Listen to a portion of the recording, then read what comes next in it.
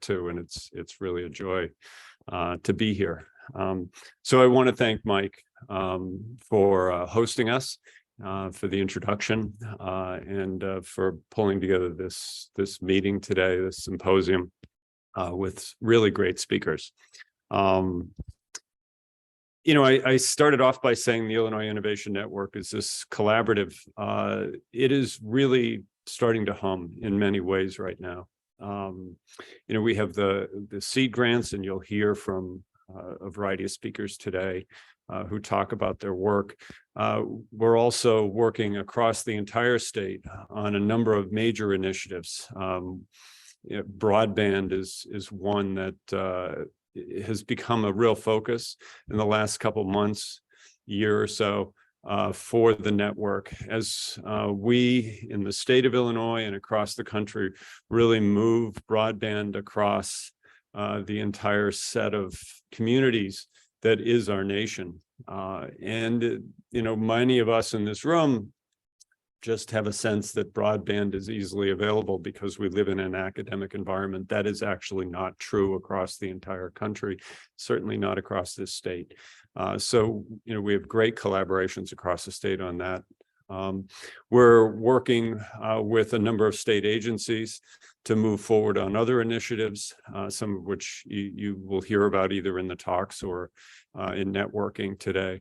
And we're also working with major universities and communities and companies on a number of proposals that have calls for proposals out from the federal government. So, you know, we have tens and tens of folks across this network that are really pulling together in ways that I frankly wouldn't have imagined 5 years ago before the Illinois Innovation Network got started. So this is turning into a real powerhouse. It's, you know, pulling together institutions with similar missions, but very different communities that they live in, and therefore different assets that they can pull together. And it's really great to be part of that collaborative, and to be able to stand here and welcome you all to this symposium.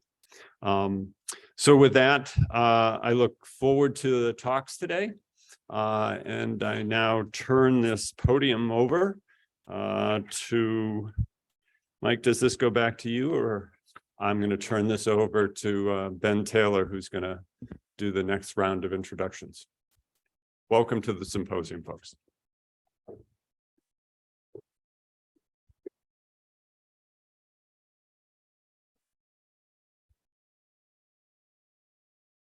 Thank you, Jay. Good morning, everyone. My name is Ben Taylor, Associate Director for Economic Development and Innovation with the U of I system and a staff liaison for the IIN. And it's my pleasure to introduce this morning the presentation Geo-STEM Learning Ecosystems, a strategy to build teacher geoscience literacy and broaden impacts of sustainability science research in Illinois. Dr. Nicole LaDue is an associate professor in the Department of Earth, Atmosphere, and Environment at Northern Illinois University. Her research focuses on factors that impact persistence in STEM, spatial thinking, and active learning pedagogies. She mentors graduate students in geoscience education research. Dr. LaDue?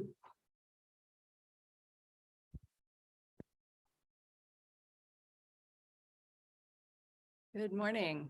Thanks for having me. I'm going to wait just a second.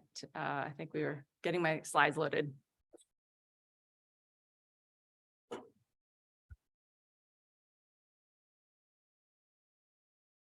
Welcome. So thank you for having us. So this work that I'm presenting, I thought I would have my notes as well.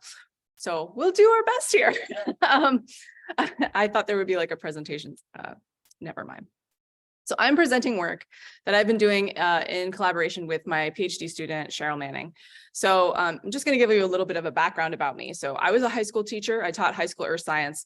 And when I went into higher education, I went to do my PhD. I really wanted to focus on learning at the interface with geosciences, which might sound like a very small niche, but we can think about how the mind works, and then we can think about issues that are relevant to the social sciences that are relevant to the geosciences that are at the interface where we leverage methods from psychology, from social science, from education research to explore these problems that that are affecting society. So I pursued a degree in a geoscience department and leveraged work from these other disciplines. I'm now at NIU, Northern Illinois University, in a Department of Earth, Atmosphere, and Environment. And I have a PhD student, Cheryl Manning, who is pictured here, and she's a former earth science teacher as well, and she's pursuing a PhD in geoscience education. So one of the motivations of this project is comes directly from our lived experiences as first educators and now as scientists exploring some of these problems. And I am going to explain what a Geo-STEM learning ecosystem is, but we're not there quite yet. First slide, please. Can you advance the slide, please? Thank you. So we all know that the earth sciences are essential for sustainability, for us to understand the earth system, for us to figure out how we're going to be sustainable and live on the earth for as long as we would like to. We need the earth sciences to do that. Can you go back one? Thank you. I can't see my own slides. My glasses aren't good enough. So one of the benefits of being in Illinois is that we are an adopting state for the next generation science standards. So you may have heard about the Common Core. It's gotten very politicized. It's been, there's a lot of angst about this. And so the next generation science standards were developed in a slightly different way. And they were developed through buy-in across the country. Illinois is an adopting state, which means that they said, we're going to use these as our science standards for our K-12 students. This is really great news because 1/3 of those standards are related to earth and space science. And a large emphasis of that is human sustainability. This is a much bigger emphasis on sustainability that we've seen in our K-12 standards historically. This is kind of the first time we've seen this kind of focus. One of the challenges of that, unfortunately, is that how this is being implemented is highly variable. So the districts were left up to themselves to decide how they wanted to implement the next generation science standards. Most schools do not have a required earth science course. There's only 2 science courses required for graduation in Illinois. And then less than 3% of the teachers nationwide are even educated in geosciences enough to teach these standards. So we have these great standards, but we don't have the resources to teach those standards. So fortunately in Illinois, we also have some of the best geoscience, earth and space science research going on at our universities and our national labs and in our government agencies. So one of the challenges that we're facing is how do we get the really great science to the teachers? Historically, if you have been in higher education, you might think I kind of come from the world of NSF funding. You can think about broader impacts, right? So you have this great science project, it's really cutting edge, and you do this, 10% effort over here, sometimes maybe 5, it becomes broader impacts, and that's how that science percolates to the public. We would like to propose that's not as efficient as it could be. So next slide, please. So what the solution that we're proposing is something called a Geo-STEM Learning Ecosystem. And the idea there is that we need a feedback system between scientists and teachers. Okay, you can go forward. So our seed grant for the Illinois Innovation Network was a partnership with Dr. Praveen Kumar, who's at University of Illinois Urbana-Champaign, and he's the lead PI of something called CINet. So there's lots of jargon, right? So I'm going to try to give you a little bit of a little glossary here of what that means. So Dr. Kumar and many scientists across the country are engaged in something called the critical zone research. And the critical zone is the space from the bottom of the groundwater all the way to the tops of the trees. It's called the critical zone because, of course, that's where we live. And we need that to be healthy for us to live in this on a sustainable earth. CINet is looking at these critical interfaces, which are within that zone. How does the atmosphere and the soil exchange carbon? How does our farming practices change how the soil exchanges with the atmosphere? So CINet is a very large network funded by the National Science Foundation to look at, that brings together scientists who study everything from soil, water, atmospheric science, fluxes between these systems.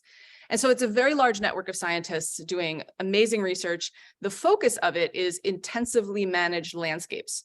So these, if you drive, I don't know, an hour west of here where I live, you will see an intensively managed landscape. You'll see lots of corn and soy. So the humans are the greatest agent of change in these types of landscapes. So CINet is studying that to help us understand. They're working with science, they're working with farmers, they're working with scientists to look at how humans are impacting the system and how we can change our practices to make the system healthier, essentially. So we wanted to partner with CINet because they have the science that we feel that our students really need to know about. So a lot of the students in Illinois, they live in these rural or semi-urban, peri-urban environments, and they need to understand what happens when there's, when there's a farm and there's a heavy rain cycle, right? So that was our motivation for partnering with CINet. Next slide, please. So the goals of our project, we have one big overarching goal. We want to start this Geo-STEM learning ecosystem. I still have not defined that for you, but I promise I will really soon. And to do that, we figured we first should take the pulse of what's happening in Illinois for teachers in terms of earth science. So we collected a bunch of state level data, and then we wanted to initiate this learning ecosystem by having a professional development workshop. And ultimately, long-term, we want to scale up based on the pilot data that we have. So I'm mostly going to talk about goal 2 and 3 here, and I'm going to do them out of order because I'm going to tell you what we did, and then I'm going to present the data that we found. Next slide. I would be remiss. Hopefully this is not too boring for the audience, but if I just launched into our project and our data, we would miss some of the richness of this project, which is the theoretical basis for why we're doing this approach. One of the things that has been frustrating for me as a teacher is, and Cheryl and I have had similar experiences. We've participated in a lot of research experiences for teachers and teacher professional development programs, and she's led programs like that, and they're amazing, and they feed us as educators and keep us on the cutting edge. The problem is that they're one-off, right? So you fund them, they happen, they're wonderful, and then the funding goes away and it ends. What we would like to see happen is to grow something that could be a model or a structure that remains sustainable over a long period of time. So we're starting with theory to try to understand, to try to ground what we do in that theory to promote sustainability of our model. So I'm going to talk a bit about the theory behind what we're doing. Next slide, please. So the ecosystem that we're talking about in this study is the ecosystem of learning. And next slide, please. So we come from, if we start looking at the research in educational psychology, they have used the term ecosystem to think about human development. So Bronfenbrenner came up with ecological systems theory, and in their work, they look at the human in relationship throughout their lifespan and their stages of development, of human development, how they interact with their environment and the people in their environment. And those things are reciprocal, right? And so that's sort of one of the first places we see this metaphor of an ecosystem emerging. And when we go into the education research and we look at specifically learning, not just human development, we're thinking about this idea called activity theory. You may have heard of active learning. This is a hot term in higher education, classroom education. And activity theory suggests that it's that interaction between the learner and the learning environment that is reciprocal, that's how learning can happen, right? That the learner has to be engaged with that. They can't just be passive recipients of information. Situated learning theory is a bit older than these, and situated learning theory tends to be somewhat of a foundation that a lot of education researchers are using now, because it spends a lot of time focusing on, or it puts a lot of emphasis on the environment and dimensions of the environment that could be things like culture.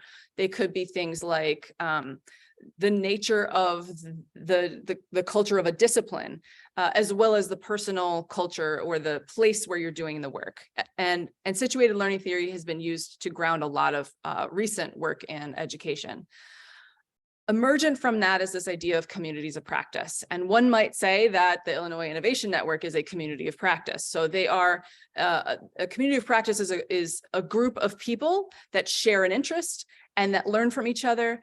And it is often something that doesn't occur within our traditional structures, right? So you're not necessarily going to a class or you're a chem major and that's your community of practice. It may be an affinity group that emerges amongst professionals that are not necessarily within their own organization or their own department, but an affinity group clustered around an idea.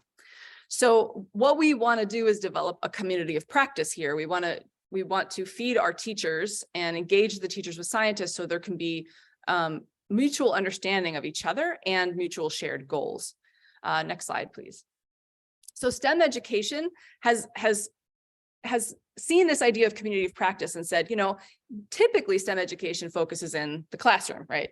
High school, undergraduate education, but they're thinking now more broadly than that, thinking about informal science education, thinking about how do we get communities engaged in science literacy practices. So this idea of STEM learning ecosystems has emerged. STEM learning ecosystems, that idea has been picked up by industry. And so you'll see a lot of, if you were to Google STEM learning ecosystem, you're going to see a lot of biomedical organizations funding the development of STEM learning ecosystems in Chicago or in Washington, D.C. You'll see robotics as a theme or a focus for a STEM learning ecosystem. So that idea has existed in the space where industry is interacting with K-12. And we wanted to broaden that and really focus specifically on what that could do for the geosciences. So our work, I shouldn't even have had this next slide. Our work is to focus on Geo-STEM learning ecosystems. Next slide, please. So what is this? I keep talking about a Geo-STEM learning ecosystem. I'm finally going to define it. Okay, so this is a community of practice. More recently, some of the research is talking about a community of transformation. So it's not just our practice, but we have a goal of trying to change things. This is a situation where, you know, in the geosciences, a lot of the natural phenomenon have direct impact on people, right? So you have building practices, you know, zoning practices, and then you have a large rain event. And the next thing you know, you have flooding. So this is a geologic or geoscience event, but it has direct impact on the communities. And what those events are is highly variable depending on the geography of where you are in the world. And so what we want to do is the idea of a Geo-STEM learning ecosystem is that you're serving the needs of the people and you're meeting them and connecting the science. Okay, next slide, please. So you want this to be responsive to the community's needs. Next slide. So what would that mean? That would mean that we want to engage people in critical thinking. We want to promote literacy. We want to promote industry. And we need to have broadening participation. So one of the things that we want to do is engage our most vulnerable communities in learning about these ideas so that they can advocate for their own communities. Next slide. So then how do we get there? It has to be rooted in collaboration. There's no one organization that can make this happen. It's not going to be the one-off NSF project. It's not going to be the one government agency. It's not going to be the one institution of higher ed that's closer or the one museum. It's going to have to be a collaboration among a lot of partners to make that happen. Next slide. So there's a lot of ingredients that need to go into this. And one piece of it, the piece that we're focusing on, is the collaboration aspect. But obviously this takes money, this takes resources, this takes infrastructure. We live in a time when that infrastructure is a lot less expensive. I mean, we have the issue of broadband being available, but we can connect communities that are very distant with very little carbon impact right now. So that's a benefit. So this is the model of, and actually, can you go to the next slide? So the model of a Geo-STEM learning ecosystem, this was a model that my PhD student, Cheryl, she published in 2020. And this is a big picture idea and a roadmap for the geoscience community to use to think about situating their projects and connecting with partners to meet the goals that they have. We are developing one version of this in what we are calling the Illinois Geo-STEM learning ecosystem. So I'm going to stop saying Geo-STEM learning ecosystem over and over again and just say GLE at this point. So the idea would be that these things feed back into one another, right? So as you grow more STEM literate population, you are growing the infrastructure, you are growing the collaborations and the connections. So this is an ecosystem where the top of the tree and the roots are feeding back into one another. So this is a theoretical foundation for what we're doing. Next slide, please. Now I'll get into the brass tacks. So remind you of the project goals. We want to gather this baseline data and we want to start seeding it by getting our first little root ball of teachers engaged in this. Next slide. So I'm going to talk about these two components and to gauge what the state of education or science education is in Illinois. We did a survey.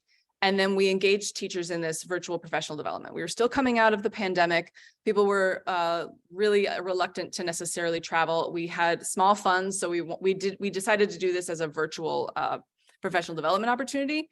It made it a much more accessible thing to do because we didn't have to take people away from their families from all over the state. So we got broader buy-in through that. So I'm going to talk about piece 3, and then I'll talk about piece 2. Next slide, please. So the professional development happened August 4th and 5th in 2021. Day 1 of that professional development, the teachers learned the science. So Praveen's team brought together scientists from across the CI net, from a variety of collaborative institutions they were collaborating with in CI net to help teachers learn the basics and also the cutting edge. So one of the challenges is, where do you aim that professional development when you are dealing with a diverse set of teachers? We had teachers who had master's degrees in geosciences, and we had teachers who were self-taught essentially. And so they presented sort of the basics of the science and then the cutting edge aspects of what they were doing in CI net. So we had presentations about soil, about water, and about the instrumentation they were building and how the data sets that they were gathering could be used. So CI net has their own data infrastructure and website where you can pull local Illinois data and how we could use that in the classroom. Next slide, please. And then the second day of this professional development, my collaborator, Cheryl, brought her expertise in doing teacher professional development and developing next generation science standard aligned lesson plans. Now, you might say, well, this sounds just like a lot of one-off projects where people develop a lot of curriculum. Hopefully won't say that, but that's what I would say if I was listening to my talk.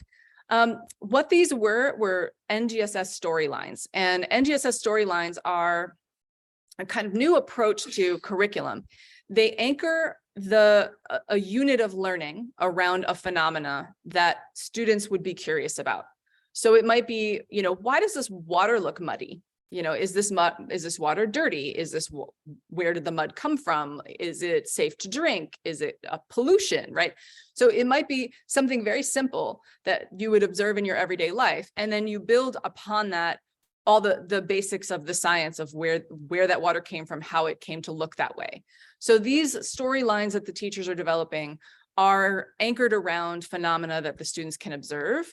And it's a unit of learning that will be 3 to 5 days, perhaps a little bit longer. And one of the hallmarks of a storyline is that the students are looking at real data and interpreting that data for themselves. So we used to call that inquiry-based science, and inquiry kind of became this fuzzy term. But essentially, we're engaging them in doing science the way scientists do the science. So we're building their literacy and their self-efficacy to be able to go and do this for themselves. So there's a QR code to the NGSS lessons that we've developed with the teacher cohort, and that will be up again at the end of the talk. You can advance, please. So following that, we talked to the teachers and said, what would you like going forward? And they agreed that they would like to keep learning the science. So rather than getting professional development on how to use data in their classroom or learning about how to, do certain pedagogies or assessment techniques, the teachers really said, we want to learn the science. We need an influx of science training. So we have held a series of webinars throughout the fall of 21 and then throughout this fall and spring. In the spring of 22, we mostly focused on them refining these storylines that they drafted over the summer. And so we've had this group of 20 teachers that come to learn about science relevant to their state. Next slide, please. So I've now told you how we've initiated this proto-GLE. And I'm going to share with you some of the data that we have uncovered, which was a little disheartening. Next slide, please. So our main questions, we wanted to understand the state of Illinois teachers' experience, content knowledge, sustainability beliefs, and self-reported place-based practices. Next slide, please. And then we wanted to look at how the teachers that we taught compared to that larger data set. Next slide. And we were hoping that the gaps between those two would help us figure out what else do we need to grow this Geo-STEM learning ecosystem. Okay, so we administered a survey. We didn't just pick random questions. We pulled from existing instruments. They have higher validity and reliability. They've been tested. The knowledge measure wasn't just like your standard multiple choice test that you would give in a classroom. These are called concept inventories, and the way they're developed is through a great deal of data gathering about the nature of students' errors about a particular concept. So they might be asking about how carbon ends up in the atmosphere, and the question would be a typical question you might see on a test, but the choice options would be the most scientific perspective, and then the incorrect responses are based on the common errors or the common misconceptions that people would have about those concepts. So these are pretty tough tests to take, and they're not just textbook multiple choice questions. So we pulled from two different instruments out there, one about climate change conceptions and the other about biogeochemical cycles. These are two very, very relevant topics to critical zone science. So we also used an instrument called the Beliefs About Sustainability. And that is one of those strongly agree, neutral type of measures. And then a similar instrument about the teacher's connection to the scientific community. If teachers don't feel connected to the scientific community, they will not be able to access the science, right? They will not be able to learn from those scientists. They won't know who to call when something occurs in their classroom and they have questions. So we wanted to know how connected they felt. And then because there were no instruments that we could find that would be suitable, and because you don't want to give people an hour-long survey, we developed 3 questions about place-based strategies and then asked them a variety of questions to gauge their funds of knowledge. So where do they get their information from and who do they go to? Next slide, please. So the survey was administered in June of 2021. I couldn't remember if it was June or July. And it took about 20 minutes.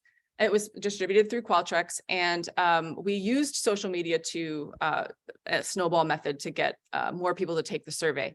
Our primary avenues of dissemination were through the Illinois Science Teachers Association, and then also through the P20 network at NIU. They have they work on the Illinois school state report cards. So they have a newsletter that goes out, and that was very effective at reaching teachers across the state. They had a small incentive for taking it. And by the time we cleaned the data, we had about 225 participants to look at, which is a pretty large number of teachers because the filter question was, do you teach earth science? So that's a large number of people that state that they teach earth science. Next slide. And to give you a sense of who participated in the proto-GLE workshop, those were teachers that we advertised to through the survey and on these networks, and 20 self-selected teachers joined us for the 2-day workshop. They were given a larger stipend, and then they chose to participate in those monthly webinars if they wanted to or not. Next slide. So how do they compare? So here's a map showing the distribution of our participants. On the left, throughout the rest of the slides, you're going to see on the left is the state level data, and on the right is the workshop data. you can see we have a fair spread across the state, but there's a higher concentration where we have metropolitan areas. This makes sense. Next slide, please. And when we compare the demographics of who decided to participate in the professional development, they were predominantly female. They're predominantly, next slide, more white. Next slide. They have somewhat more advanced degrees. Next slide. Sorry. Oh, and they all have been currently teaching earth science. So in the larger survey, we asked if they had taught it in the last 3 years or would be teaching it in the coming year. So some of them said, well, I've taught it recently, but I'm not teaching it right now. And so that's why that number is a little lower. Next slide. And then slightly more teachers teaching high school earth science or have earth science at their high school.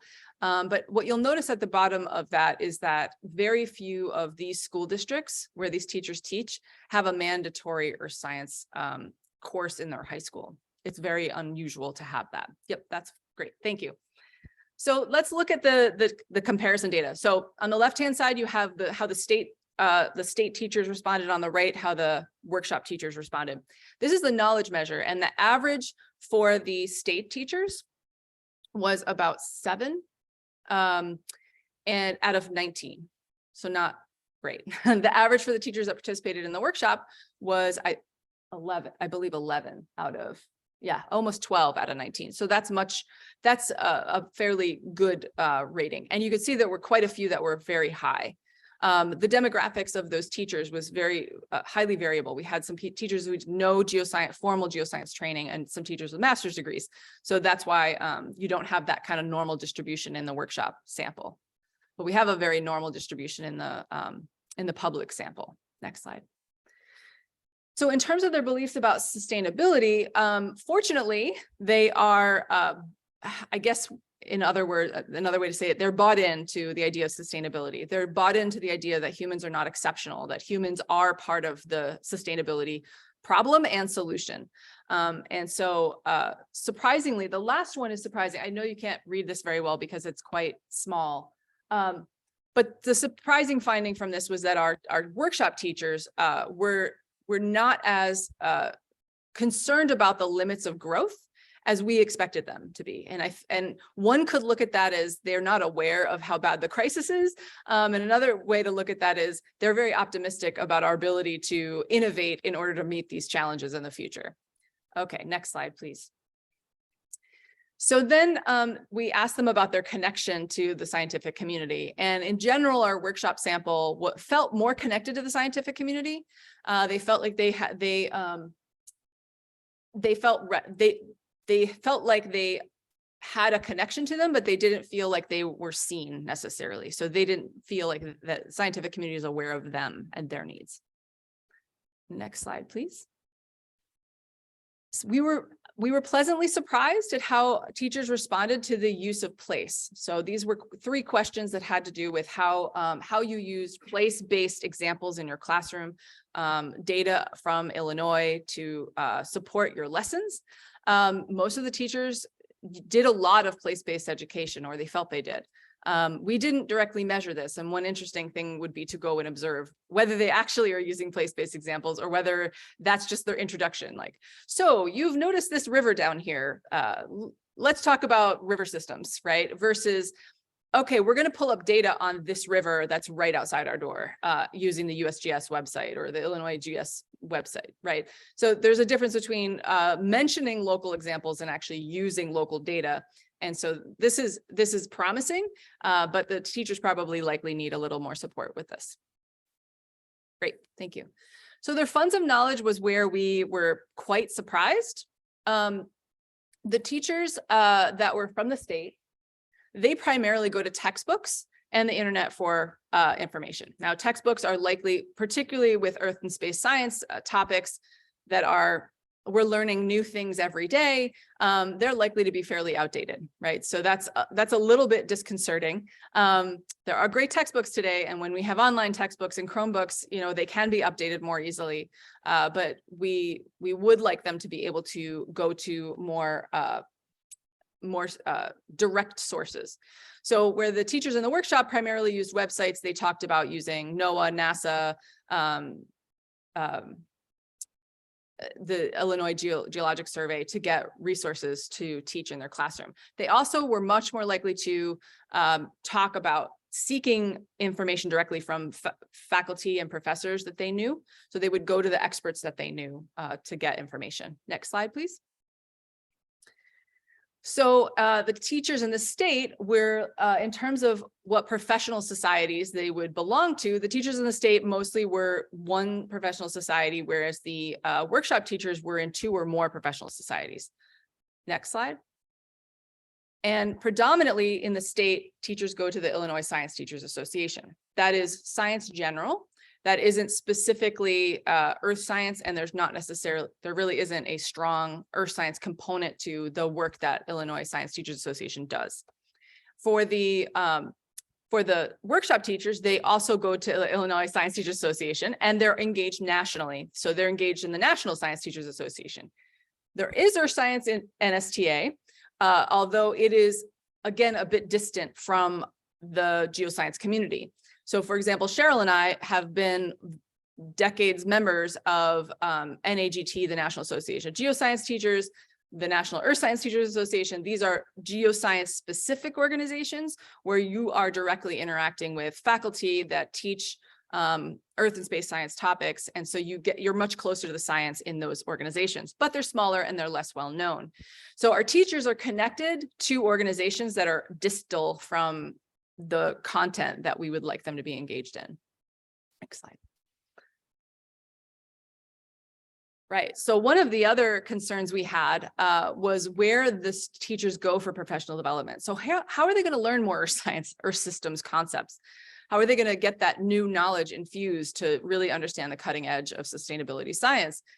In Illinois, the teachers would go to the state of Illinois to look for professional development and in their district.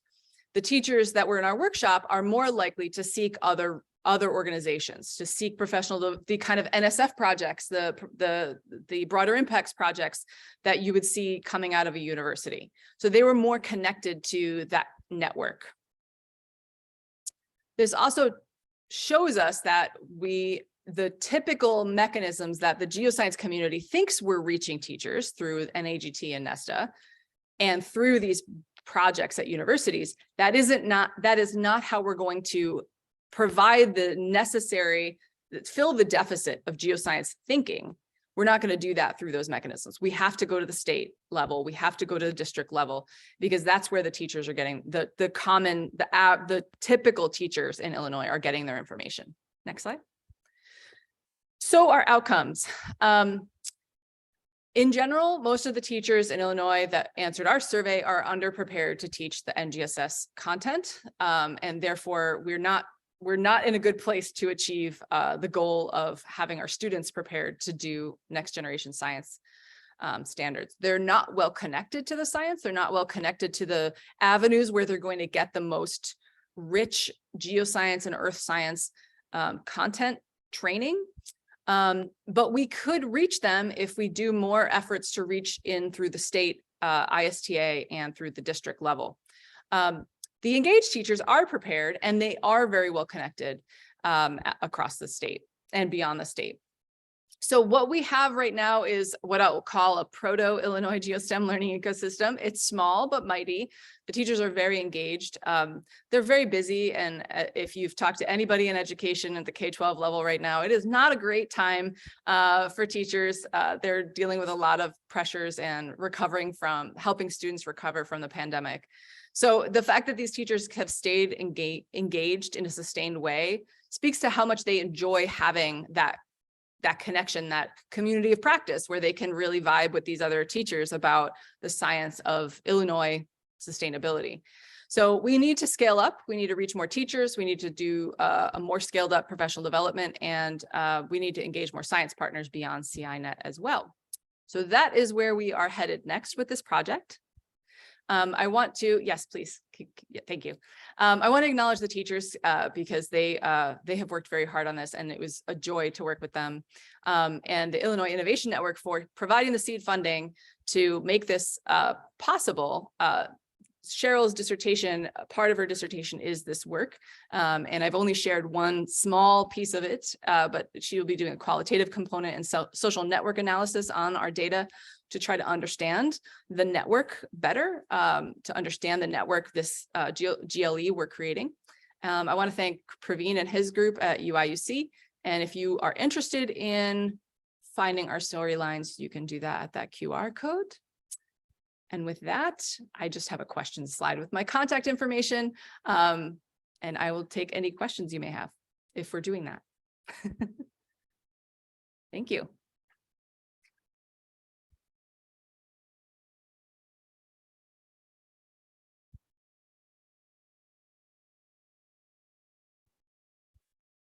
If we have any questions here in the room, I have a microphone I can bring around to you. Yeah, look at the chat. Yeah. I think probably for online, they want the microphone. Yeah. I was wondering what would motivate teachers to really get, more on board of this kind of thing, because I mean, for the most part, they're pretty energetic and they're motivated, but are they getting any other motivations external, like from the school districts or something? Yeah, so they are required to engage in professional development hours. It's part of the requirements of their profession. One of the tricky things here is that districts will buy into a particular project, and they'll do professional development through that project. And that's wonderful because, of course, obviously you're lifting the whole district when you engage in this kind of coordinated professional development. The drawback to that is that when you have a group of teachers that are trying to develop earth science, maybe they feel really strong in physics and chemistry because that was what their major was. But then in Illinois, the license is you're licensed to teach all of the sciences. But many people don't take any earth science coursework in their licensure program. And so they just manage to pass the test, that part of the test. So they don't have the content knowledge, right? So let's say you have a group of science teachers who say, hey, I really want to learn more about this so that I can do more than just take the boxes of rocks out of the cabinet because we're more than rocks, right? If they wanted to do that, some districts, they don't have the flexibility within their district to do that. The other thing I noticed, having been at NIU and worked with teachers in the Northern Illinois region for the last 10 years, is that when I meet somebody who really is excited about earth science, they don't know any other teachers who teach earth science at any other districts. So there's a very distributed, there's not a network at all. You have kind of islands. So I think that connecting those islands and then the kind of contagion of you have somebody who's doing really cool things and gets to learn really exciting things, I think would be very motivating. Right now, it's just too diffuse.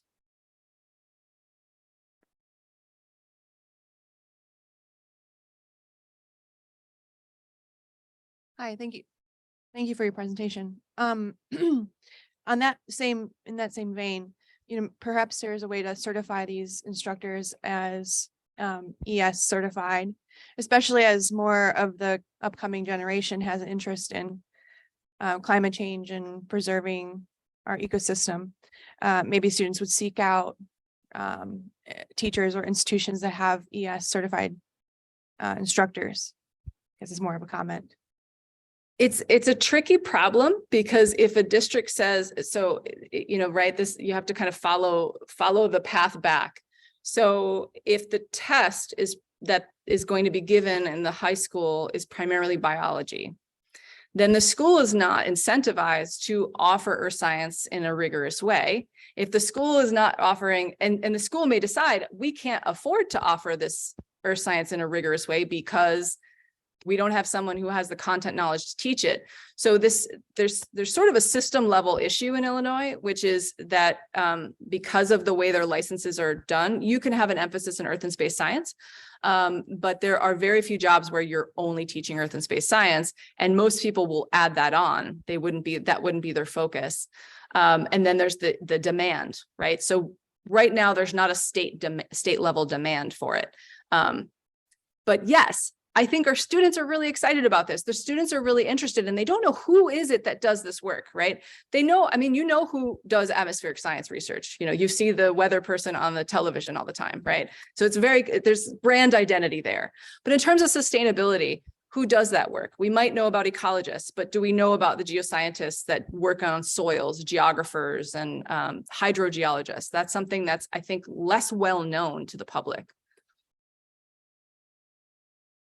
So Nicole, this is a question out of naivete. You know, my understanding of high school, in particular high school science, is that, you know, it's typically broken down to chemistry, biology, physics. Is earth sciences a separate class, or is it layered into that? Because a lot of what you talked about is biology, there's chemistry involved in here, Absolutely. there's physics involved in here. And does it permeate, does earth sciences permeate in through those traditional disciplines, or are we really seeing a change in that it's broken out? The answer is yes. So the NGSS, when it was rolled out, they came up with a guide for implementation, and that was published by the National Academies, right? So, well, the framework was published by the National Academies. NGSS is its own entity. So they created a framework of how states could implement NGSS. One option is you have a capstone course. That capstone course, it's taught at a very high level, almost higher than an intro level geology course or geoscience course at a college. And that would be using remote sensing. It would be infusing physics, chemistry, and biology principles to understand biogeochemical cycles, right? This would be a fairly high level course. And we see examples of those courses at places like IMSA. So IMSA has a geoscience course at the high school level. So does Thomas Jefferson High School, which is a similar kind of high school in Virginia. So that exists. And in Texas, there's a capstone course for earth and space science that they established in the Texas education system. In New York State, where I taught, earth science is commonly taught as a freshman level science. And so it's considered sort of the rudimentary physical science. So most students take earth science and biology, and then those that are college bound would take physics and chemistry. In most of the schools in Illinois, it's taught as the remedial science that students take if they've kind of not done well at the other sciences, which is so sad because it's so exciting. And then of course it's taught by people who kind of get stuck teaching it basically. But in that roadmap for how to implement this, they said you can do this capstone, focused course, and it would look like this, or you could do the infusion model. So it would go there, you would have a unit in physics, chemistry, and biology that would address NGSS. And so some school districts are trying to do that. So for example, Naperville School District, they used that model, they developed curriculum. The challenge with that is if you have taken high school chemistry or physics, it's a really packed curriculum, right? So you're expecting a chemistry teacher to figure out what they're cutting from a very classic curriculum. Every chemistry textbook you open has the same chapters, has the same headings, right? So now we're throwing in this topic that is very, very distinct. And then on top of it, you have physics, chemistry, and biology teachers who say, oh, I don't know this kind of earth science. That's not what I took in my intro physical geology course. We're talking biogeochemical cycles. I never even thought about that. So I think that there's a content gap, but there's also there isn't a coordinated strategy in Illinois or any sort of funding to support this. There are some large funded projects to transform schools into being NGSS aligned, but there isn't a coordinated strategy for how to deal with this earth and space science problem, right? Am I at the end of my time? Okay. Nicole, thank you so much. Thank you. This is excellent and necessary work, and we appreciate you joining us today.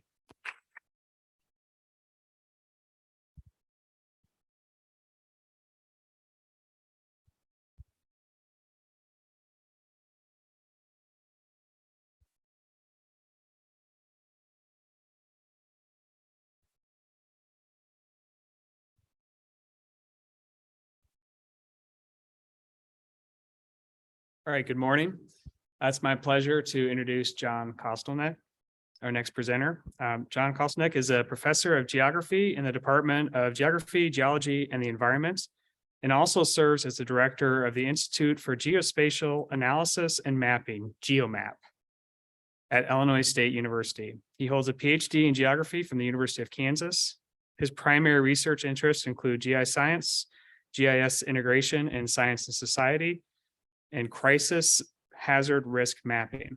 His work has been supported from funding from several federal and state agencies, including NASA, U.S. Department of Agriculture, U.S. Department of Homeland Security, and the Illinois Department of Public Health.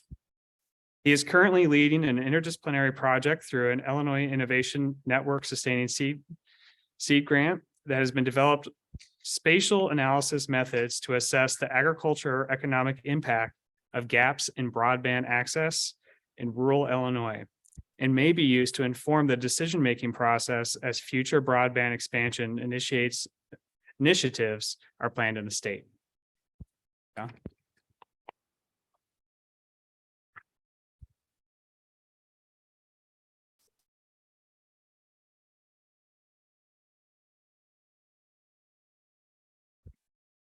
Thank you very much, Brian, and good morning, everyone. It's a pleasure to share some of the research we've been doing here, looking at broadband in rural areas.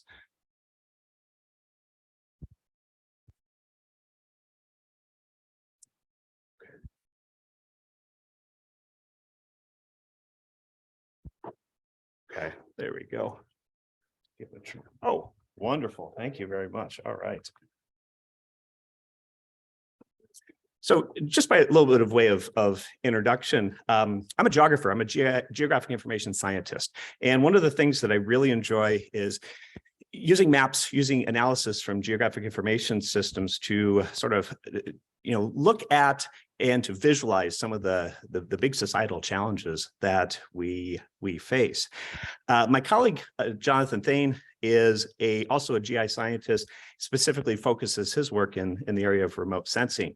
My other colleague, Kushik Sinha, who's involved in this project as well, has expertise in networks and broadband in particular. And he is at Southern Illinois University. And I also want to acknowledge the work of some of our students, Sarah Shalinsky, Ryan Hogan, and Eric Richmond, who also contributed to this work. And we're pleased to have the support of the Illinois Innovation Network and the Sustaining Illinois Seed Grant to look at this issue of rural broadband access, particularly in the context of agriculture. And so some of the roots of this project got started with some of conversations we had with the Illinois Soybean Association and the Southwest Illinois Leadership Council and other groups that were also interested in looking at rural broadband access and ways to potentially expand broadband access. As was mentioned this morning, as we all know, access to high-speed broadband internet access is a very important issue, a big one, one that, of course, was sort of illuminated and put in the spotlight with COVID-19, as so many people worked from home or children did online schooling. And it became very clear, of course, who has access and who does not. And so, the terms digital divide and digital equity are ones that are used a lot to look at this issue of who has good broadband access and who does not. And how can we improve broadband access for those who are on the other side of this digital divide? The Infrastructure Investment and Jobs Act that was passed at the federal level about a year ago or now provided a significant amount of investment for the expansion of broadband, $65 billion for the nation as a whole, over $40 billion that is earmarked for grants for state projects that may be used to expand broadband access in unserved and underserved areas. Well, when you look at the expansion of broadband to rural areas, there are a lot of challenges. Obviously, cost is a big one, high cost to serve all of the communities in rural areas. Of course, thinking about the great distances between households and farms in these rural areas. And so what's typically has happened is as broadband expansion initiatives have been proposed, Rural areas it's been a disadvantage for rural areas because they don't have the population threshold to sort of, justify the expansion. So in other words, low density population doesn't work in the favor, of course, of rural broadband expansion when you're looking at how to invest dollars to get sort of the maximum impact. And so a number of studies have found that for example, 35% of rural residents lack broadband access. The FCC did a study in 2018 that of the 24 million residents in the United States who do not have broadband access, 80% of them live in rural areas. Despite the predominance of underserved areas for broadband access in rural areas, there is a lot of need, and those needs are many. Education being one, particularly as we found with COVID-19, the ability to do online schooling and things like that, distance education as well. Telemedicine, medical, virtual doctor's appointments, those types of things. Also another area of need, particularly in rural areas where you have an aging population. And economic is another one. And that's sort of the area that we're focusing our work on, particularly in the area of precision agriculture. When you look at precision agriculture, it is very data dependent in terms of being able to have data that is collected, downloaded, and uploaded, which is requires the need of high-speed internet access. And precision farming in particular has a lot of potential benefits for the farmer. It can reduce costs for fertilizers and pesticides. So the idea is you kind of know very specifically where applications are needed, and you can reduce your input costs for fertilizers and pesticides, can reduce labor costs, and it can increase yields. And so collectively, that can all add to some economic benefit for farmers in rural areas. And specifically, there's a study by LoPiccola that was sponsored by the USDA who found that if you get a substantial amount of broadband expansion, it can yield a 3.6% gain in annual corn yield and a 3.8% gain in soybean yield.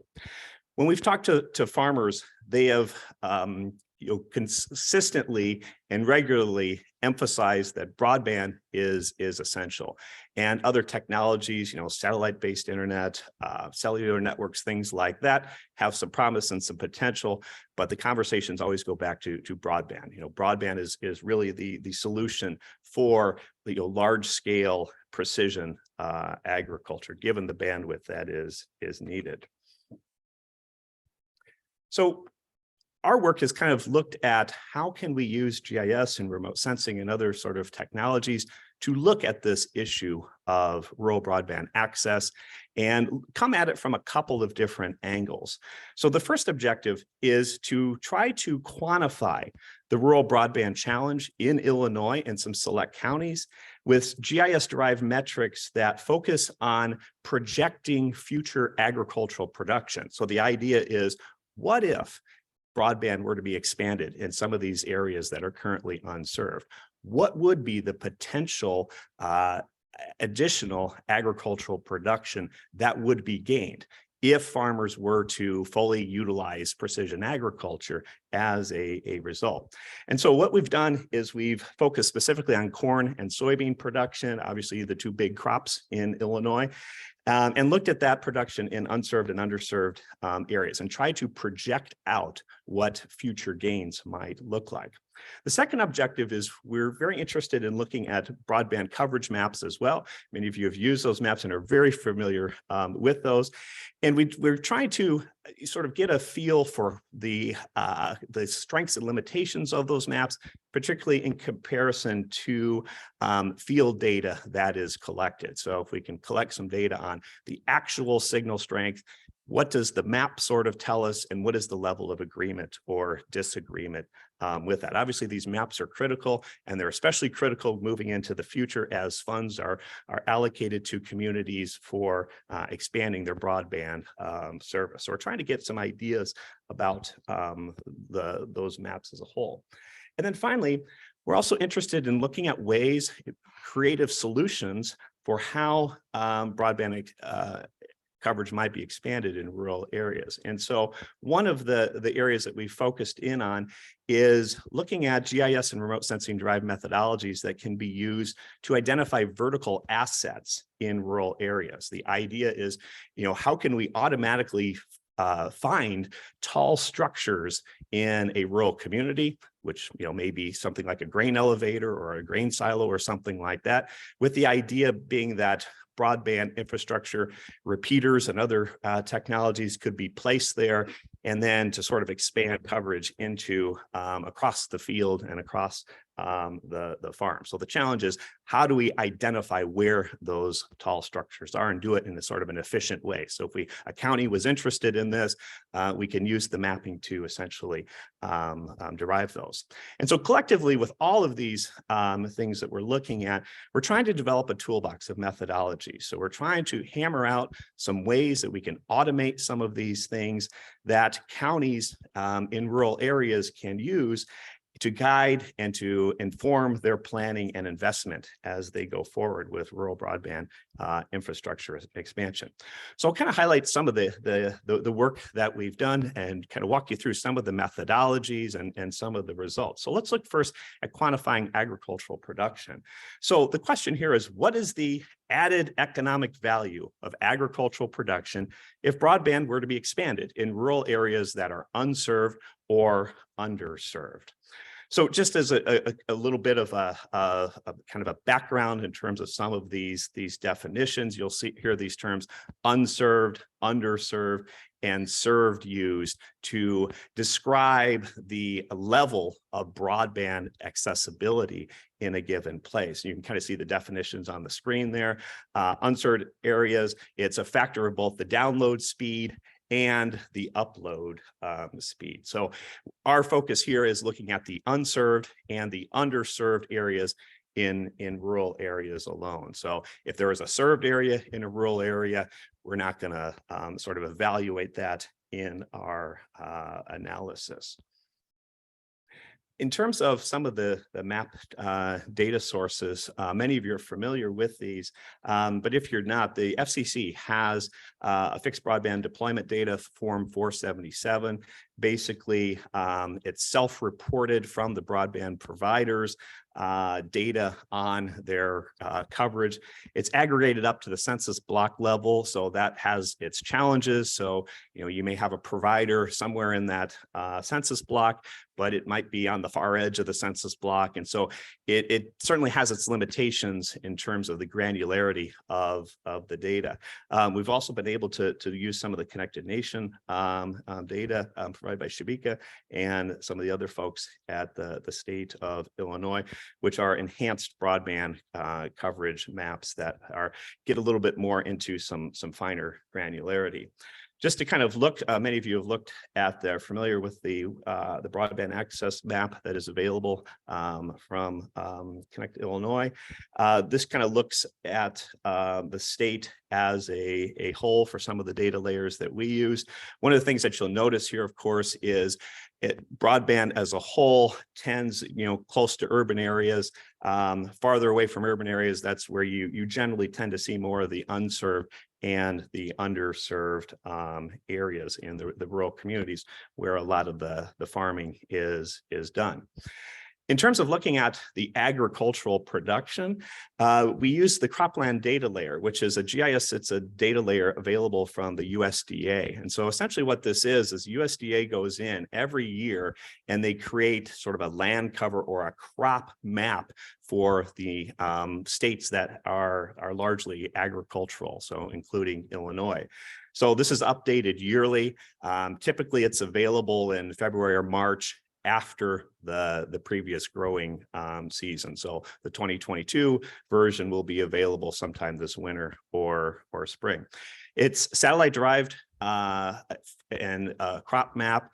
And so it basically shows, you know, if you look at a rural area, what types of crops were grown there. Was it corn? Was it soybeans? It doesn't tell you how much, doesn't estimate production, but it tells you that the major crop type. It's a 30-meter raster resolution, so it's pretty good in terms of its granularity. And when we did the analysis, we looked at both the 2020 and 2021 growing season. So we essentially have, you know, developed the methodology for the 2020 growing season and have applied it to 2021 as well. So this is what the cropland data layer looks like from USDA. You'll see on this a lot of yellow, which is the corn production in the 2021 growing season. And then the green is soybean production in 2021. And you'll see some other things there too, you know, the gray being urban areas, of course, blue for water. There's some forest and other things in there as well, of course. So just to kind of walk you through a little bit of the methods, essentially what we do is we find the unserved or underserved areas from the broadband maps, and then we overlay those or we combine those to identify places where you also have corn and soybean production. So what we're looking for is that intersection, corn and soybeans, and in an unserved or underserved area. Then what we can do is we can calculate the acreage that is found in those unserved or underserved areas, and we can use the average yield data for that county to estimate how many bushels were produced on those acres. So those estimates vary, production varies by county for corn and soybeans, but USDA has those. Then what we can do is we can use that 3.6% projected growth or added production and for corn and the 3.8% projected growth for soybeans. And we could sort of project what would be the potential additional amount of production in bushels of corn or acres. And then finally, to put a sort of a dollar amount on that, we can then multiply that out by the average price per bushel. And that's kind of the end result. It gives us kind of an economic statistic on what that potential value might look like. So let me just walk you through that with some visuals here. So we'll take McLean County in Central Illinois, where Illinois State University is located in the Bloomington-Normal area. So we take a county, and then we look for underserved, served, and unserved areas. So in this case, we'll look at underserved areas kind of in that turquoise color that you see on the map.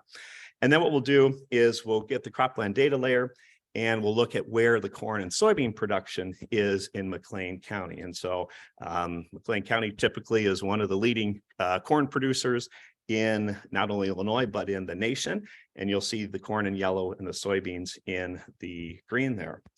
What we can then do is we can intersect those two. So essentially we can identify places that are unserved and corn and soybeans. And so you'll see that displayed here once we erase the either served areas or other types of land cover, like the urban, forest, things like that. Then what we can do is we can calculate some statistics. So we can go in and we could say, okay, let's look at the yellow, the corn and the soybeans, and we can calculate how many acres we have there. So about 140,000+ acres of corn and soybeans, both. We can then take the county average. So in 2021, McLean County averaged 205 bushels per acre of corn, 66.5 bushels of acres for soybeans. We can multiply that out and estimate what the production may have looked like in these served and unserved areas.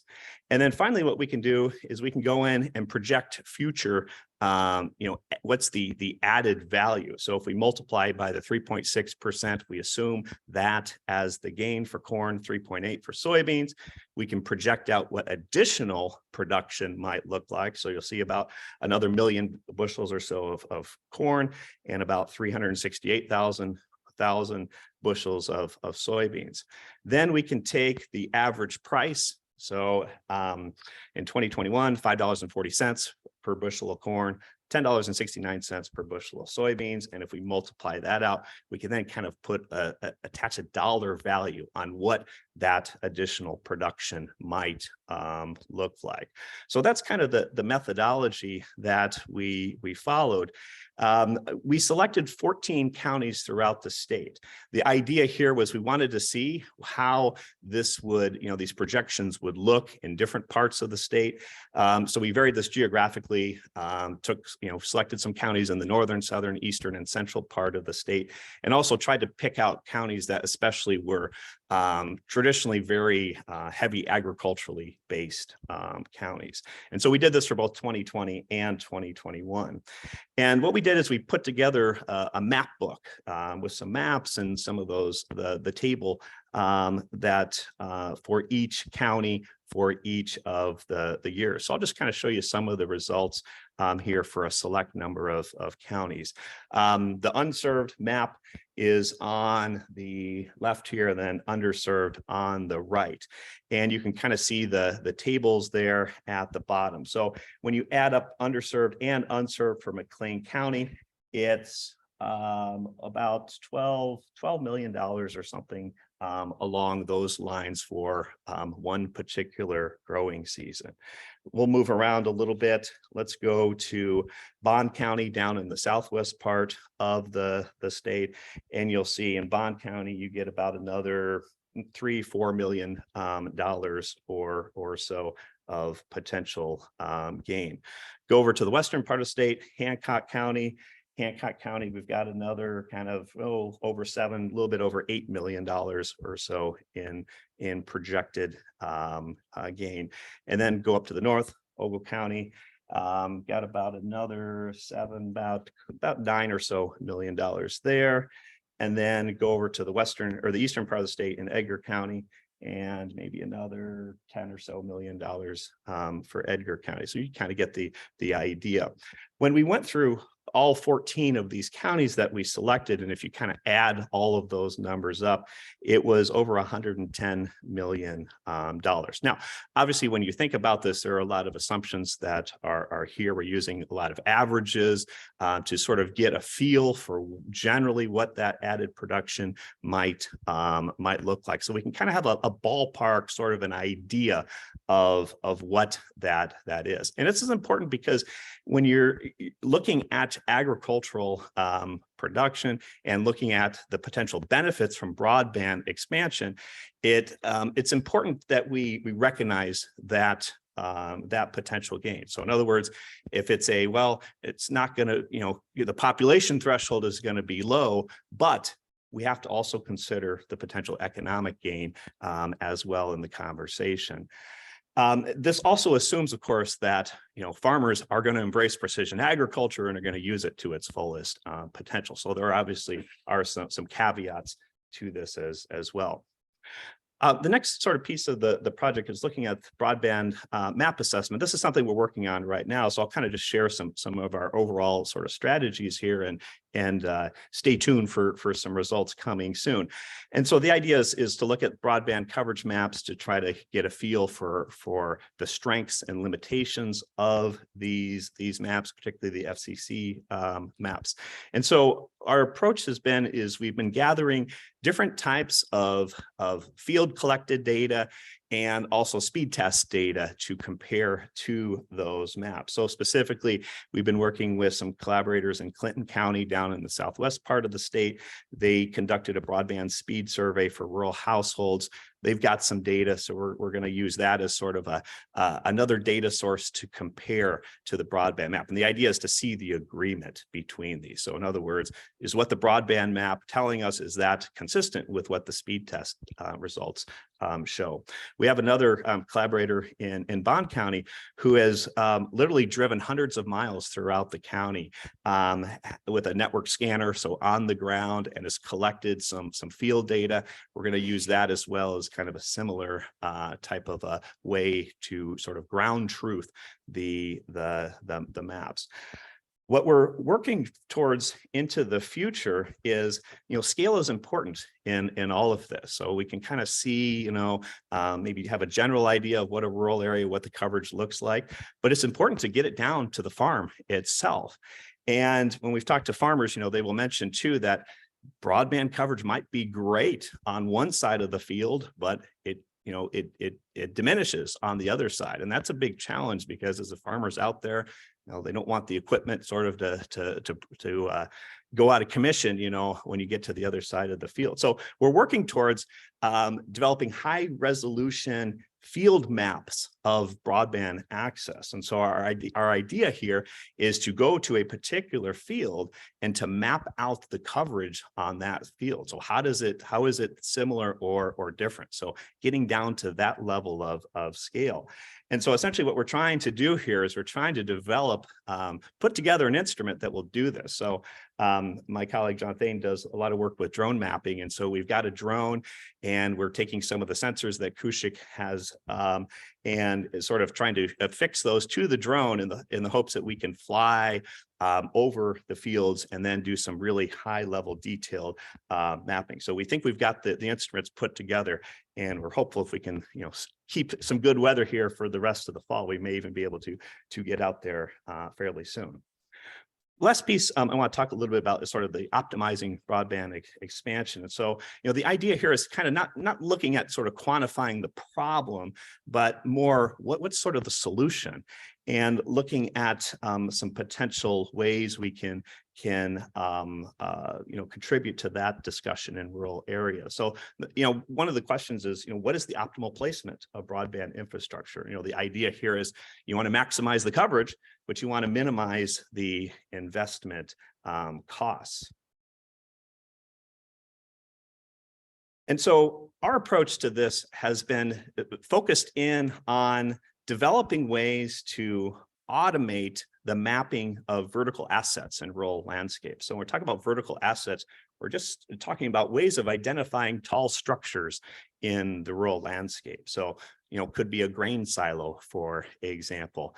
And some of the folks we've talked to in rural areas see some potential for using that as a way to expand coverage. The ideal solution, of course, would be fiber to the home, to every household. Obviously very expensive, obviously very time consuming type of initiative there. So our approach is kind of looking at how can we plug the middle mile and use that with these vertical assets and some repeaters on those to help to expand broadband in the near future and expand it across the entire farm.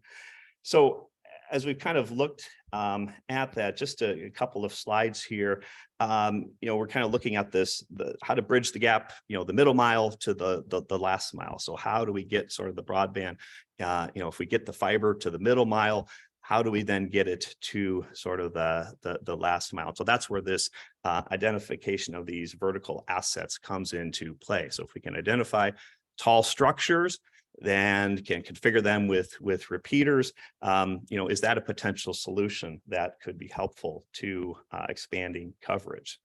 And so as we've done this is kind of where the work of Kostelnick has been very involved, is we're trying to maximize the bandwidth and then also minimize the infrastructure cost. So it's sort of a placement problem. How do you come up with the configuration that maximizes coverage but minimizes the infrastructure cost? And so what he's working on is a hybrid loop network where you have fiber optic cables and then fixed wireless microwave links. And so essentially what we need to do is figure out where those vertical assets are to work into this model. He's also looking at things with terrain as well. So where, obviously in a lot of places we got very flat terrain, but there are some areas where there could be some interference with terrain or even forested areas, things like that. So when you look at vertical assets, there are some data sets that are out there. So this is McLean County. This is a vertical assets that the FAA has available. And essentially these are obviously used in air navigation, knowing where the big sort of assets or obstacles are located. The limitation of the FAA data set is it looks at very high vertical assets. So things that are very tall. You could see here in McLean County, so very large cell towers, wind farms. We have a lot of wind farms. And so a lot of those scatterings of those dots that you see, these are wind farms in the county. The airport, Central Illinois Regional Airport is down here. And so you'll notice when you get closer to airports, they identify lower sort of structure. So it's a nice data set, but it doesn't capture what we're looking for. We want to be able to identify things like grain silos like this. So how can we automatically identify those? So I'll kind of just walk you through a little bit of the steps here. Here is on the left, some grain silos. Here's what they look like from above on an aerial image. And so if we wanted to kind of figure out a way where we can take a county and just sort of automatically map those features, one way we can do it is by using LiDAR data. And so we're fortunate in Illinois to have complete coverage of the state with freely available LiDAR data. And LiDAR is great because it does very detailed surface mapping and has a very high resolution, both vertically and horizontally. You can measure elevations, or heights within about a foot or two of accuracy. So this is what that area looks like from above. This is a digital surface model, and the digital surface model picks up not only the ground elevation, but it picks up structures on top. So if you have a building, if you have a tree, you can extract the height of that. And so essentially what we need to do is we need to take the digital terrain model, which is sort of the bare earth elevation, and we simply subtract the digital surface model. And that then gives us this, which has essentially gives us the vertical heights of things. So as you could see there, those grain elevators, we can get the height to within a foot or so of their actual height. So that allows us to sort of extract or to pull those out of these from the LiDAR data. So we can also then, if we want to just by demonstration sort of classify this, so you can kind of see here anything that is 80 feet or above is in the dark blue, 40 to 80 feet is in sort of that middle blue, but we've got it down to a high degree of accuracy. And so that allows us to discriminate out. If we want to find just assets that are within a certain height threshold, we can extract them from there. And so essentially we identify these as features and then can feed those into other models that kind of look at line of sight and look at how the coverage range might look. One of the things that we've run into this is, trying to find vertical assets, but also eliminating things that we don't want in there. So when you're out in rural areas, obviously, grain bins, things like that are pretty tall. They're pretty easy to find, but there's other things too. There's trees that are out there. We don't want trees. And so when we did some initial runs, the trees would always get in the way. And so we figured out a way, essentially what we do, this is uptown normal, just to kind of give you an example of how this works. This is the ISU quad. We have a lot of trees on the quad. And what we could do is we can use a vegetation index. We can use something called NDVI, and we can derive this from other aerial imagery. So this again is freely available imagery that the state has. The vegetation index just simply measures how much vegetation is in a particular thing. So if you have a tree, the vegetation index is going to be high. A building, it's going to be very low. And so that allows us to discriminate and to extract the trees and remove those from anything that might meet the same height threshold as a building. So what we could do, just to kind of, for illustration purposes, you can kind of see all those areas in red. Those are the trees. So we can extract those. We can identify those from the NDVI, from the vegetation index. And essentially we can then, if it meets a certain height threshold, we can throw it out because we know it's a tree from the NDVI. And so just to look at, in this example, if we wanted to just identify buildings, we can, extract those from the LiDAR data, and then the trees will be discarded then using the NDVI. So just to kind of wrap up, when we've looked at this, we would think that there's a lot of benefits to looking at rural broadband expansion, also from the economic gain, not only sort of the other aspects, those are important as well, of course. And looked at some of these numbers. It's a lot of numbers and big numbers that really, I think, illuminates what some of this potential might look like, a return on the investment, which of course is important. Our hope is that methodologies can continue to be developed to sort of guide actual broadband expansion, and hope that this maybe can help provide a little bit some other insights into moving forward and ways to expand. So one of the outcomes of this project is to sort of develop some of these methodologies to kind of see how can we use maps and GIS data sets and remote sensing to address some of these questions, but also to make this practical as well. And our hope is that we can turn these into a toolkit of methodologies that can be used by rural communities. So actually used by the community as they're looking forward. So to assess the current service gaps, to estimate future agricultural production, and then to help with looking at sort of these middle mile solutions, which are one among many others, potential options that could be pursued as broadband expansion is explored. It's important to note when we've developed this, we've wanted to create a methodology that also was used freely available data sets and data sets that are also complete for the entire state. And that's the case with the LiDAR and the cropland data layer and some of the others. And also to be able to do these things in open source software as well. And so as we kind of look forward, the next step is we've started a partnership with the Benton Institute, and are appreciative for the Benton Institute for their support in taking these methodologies, and now it's time to field test them in counties. And so we're working at selecting 5 counties where we could sort of try to implement what we're calling the Rural Broadband Infrastructure Planning Tool. And one of the next steps in this work is we're hosting a workshop in Normal on December 2nd, and hoping to get some folks together and to kind of talk more and look at these potential methodologies and others, and working with some counties just to see what the feasibility is of implementing things. And we certainly know too that there's a lot of areas too where there would be some fine tuning and some polishing and all of that. If you're interested in this workshop, please let me know. We'd be glad to talk with you and have your participation in that. So I'll just wrap up and many acknowledgements here, some of which are on the screen. Want to thank the IIN and the Sustaining Illinois Seed Grant Program. Want to thank our partners at ISU and the Research and Sponsored Programs Office for helping us initiate the research.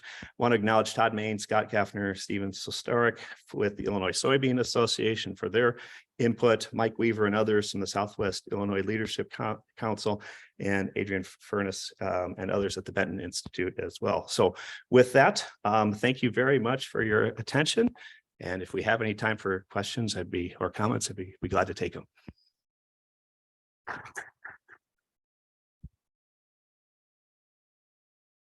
We do have a few minutes for questions, if anybody in the room or on Zoom has one.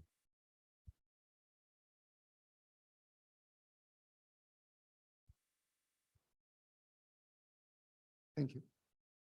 It's on. Hi, can you? Yeah. I just have a question. Thank you for your presentation. And I wonder if same way you got publicly available data about, pictures and looking at that, I wonder if there's some publicly available data about other networks that are distributed to the land, like electrical pathways or roads or things like that, that could be leveraged in a similar study where you can say, hey, if electricity is getting to every house, somebody built some sort of infrastructure that may be different, may have different needs, but somebody took the time to develop some networks there in terms of connecting places to other places. So can we learn from other models and incorporate it into what you just discovered and see if there's some sort of correlation? Yeah, thank you very much. It's a great question. So looking at other networks, like electricity and other things, and what can you learn from that? I'll just say a couple, and I invite we have other experts in the room here at Broadband to certainly to contribute to this as well. I think you hit on an important point where it's, I think that's part of the challenge is, what are sort of the solutions, and it's, maybe not just one solution, maybe there are multiple solutions, and how do you identify the solution that maybe is sort of the optimal solution, right? And also realizing that might be what the optimal solution in one place might be different than in another place as well. Yeah. And so that's some of the work that Kostelnick is doing. He has that expertise in sort of the networks and the technology that is looking at some of that.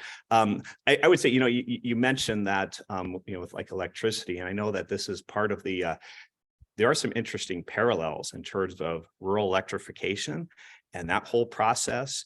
And this as well. And I don't know what the answer to that question is, but it seems like if we look in the past, what lessons could we learn from that and how that challenge was solved to how this one is. Does anybody else want to have any insights into that question?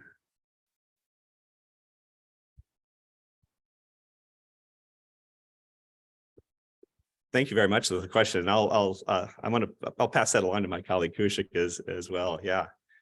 I am wondering, and it follows up on this question, how we partner with the utilities. So within the broadband sector, a lot of the utilities, several of them have told us that they have access to information that others do not necessarily have. Part of it is the utilization, and part of it is that they've had to develop for their own systems some very detailed mapping around what they have available and how it's interconnected. So I'm wondering if there's an opportunity to partner with some of the utilities to further develop this. When you're looking at things that are only 1 or 2 feet above the ground, which is what I understood the aerial to be, is there a way to get even deeper to have a greater understanding of the landscape?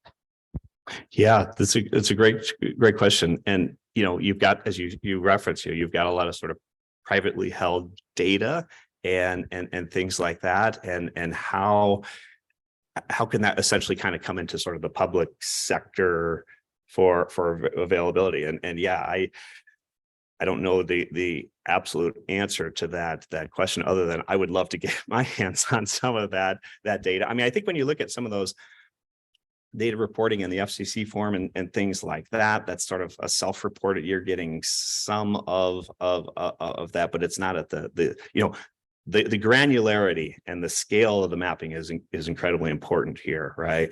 And that exactly would move forward. But I mean, perhaps as the broadband initiative, as we all know, is accelerated very rapidly here, maybe those collaborations can be developed further to work towards that end. I think it would be a great one for sure. So John, very nice talk. Thank you. Thank you.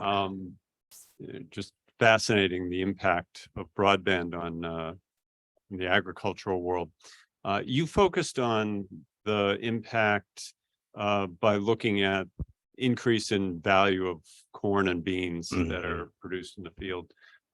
Part of precision ag is also going to be a decrease in water usage, and decrease in fertilizer usage, and pesticides and fungicides, and therefore presumably, an impact on runoff and downstream impacts that affect all the way down to the dead zone in the Gulf. Is there thought, or has there already been work, and you just didn't have time to present, what are the other impacts of increasing broadband on sort of the larger set of issues beyond just the economic issues? Yeah, that's a fantastic question. I think it ties in nicely to our previous speakers talking. What are sort of the sustainability implications, the environmental implications? We haven't done that in this work, but I would love to see a study that could do maybe that same thing of quantify what are the actual sort of the input how do you minimize, how much much less fertilizers or much less, pesticides do we use? And perhaps those studies have been done. But yeah, I think that highlights a great point, because it's not just sort of the economic sort of value, but it's an environmental, it's a sustainability type of gain as well as just as you say. I mean, nitrogen runoff, of course, is a big issue in rural Illinois and other agricultural corn producing areas. And yeah, you've given me some thoughts here now and maybe some other interesting research that could be done. And we've tried to, I think, and even if you look at sort of the economic side of things, there are, dairying, other agricultural industries that, we're not looking at in our analysis, of course, but we've tried to, our hope has been to sort of be maybe conservative in our estimates as much as we can be. But yeah, a lot of potential impacts. That just raises to me the question of, have you looked at cost avoidance? If we're using less water, there are certain costs that we're avoiding. There's a cost avoidance model that the federal government tends to look at in measuring impact, and whether there's an opportunity here to explore what that means in terms of economic development. Yeah, no, that's a fantastic question too. And I think it's another area perhaps that research is, let's put it this way, if that research isn't already being done in our state, it needs to be done. Yeah, you're absolutely right. Yeah, great. Sorry, perhaps I missed this. I stepped out for a minute, but it seems to me that the USDA should have some support behind this and a financial interest in this matter. What is their response to all of this? Yeah, that's a great question. So USDA, so that the study that I referenced there, the 3.6 and the 3.8, that was a USDA sponsored study. And so it was good to see that was, that they were, investing that way. In terms of our particular work, we haven't gotten to that part. I think we've shared some of the work with through other contacts with USDA. And I think the question or the response has been favorable. I think one of the big questions, of course, is, when you're looking at that, is you're trying to kind of place our thumb on, okay, what's the value, right? What's the dollar? Let's get down to the dollar, to justify the investment. And USDA is, I think they have had some good, we got some feedback too about, could you do this and that, that 3.6 and 3.8 gain, could follow-up studies be done with that, very statistically robust in other communities and other places to really sort of pinpoint, what that percentage is and in other areas. And so I think they see the potential in it. And I think they see the value in other studies that are looking, sort of beyond when we do the mapping part of things, but also estimating that value. And I've heard from others who have said, wow, 3.6% gain, I would have guessed it would be much more. And maybe it is, right? And even if you double that to 7.2%, right? Those numbers essentially, skyrocket from there as well. But certainly our hope is that USDA will continue, and with all the momentum that's going with broadband expansion, they certainly are and will continue to play an important role in all of this. Or my thought too is, other federal agencies that might have a stake in this matter, like the FCC, in terms of getting broadband access for people to get, on streaming services, and that the economic impact of that in a capital society, Yeah, sure. Absolutely. Absolutely. And that's part of our ultimate goal is to kind of, dissuade the idea of looking at broadband from a single perspective of, okay, I mean, of course, how many people are going to be, are going to go online? That's an important question, right? To ask. But in rural areas, it's not the only question to ask, right? What's the economic, what's the environmental, the sustainable, right? What are the other benefits? Yeah. John, thank you so much for your presentation. Thank you all very much for sharing it with us this morning. A quick word from NEIU Dean Mike Bedell. word from your sponsor, so to speak. At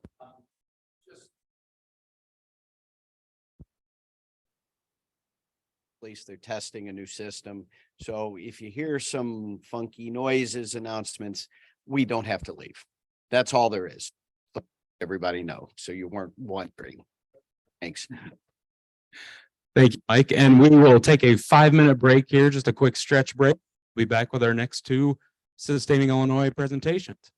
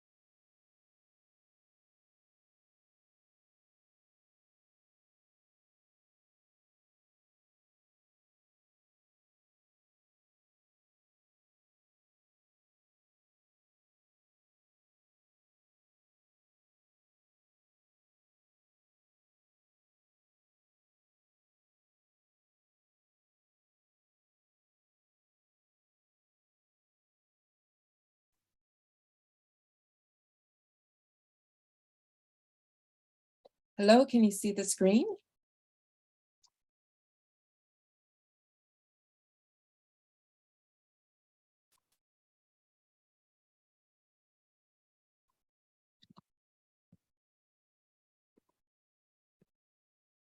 Wonderful. Okay, thank you.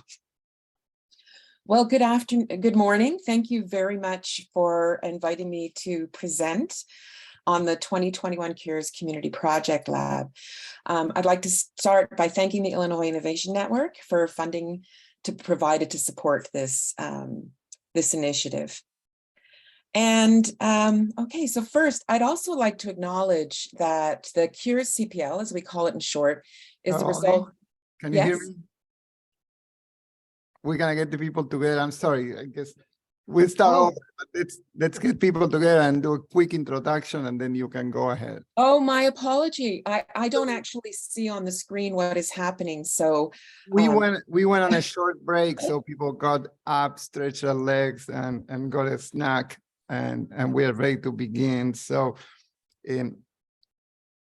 understood. Okay, my apology. I wasn't quite sure. Thank you. Caroli Rigsby, it's an assistant professor in the Department of Management, Marketing and Operations at the University of Illinois, Springfield. Caroli specializes in strategic management and draws on extensive industry work experience, nuclear, aerospace, defense, food manufacturing, and other industries. In her research, teaching, and service, Caroli research focuses on novel organization designs that hold the potential to strengthen stakeholder voice and reduce obstacles to economic, social, and environmental goal achievements. For example, benefit corporations using blockchain as enabling technology in value chain management and governance. Caroli is on the executive committee for the Discovery Partners Institute Center for Urban Resilience and Environmental Sustainability, and is engaged in research and or service projects funded by the National Science Foundation, the Illinois Innovation Network, and the Lumpkin Family Foundation.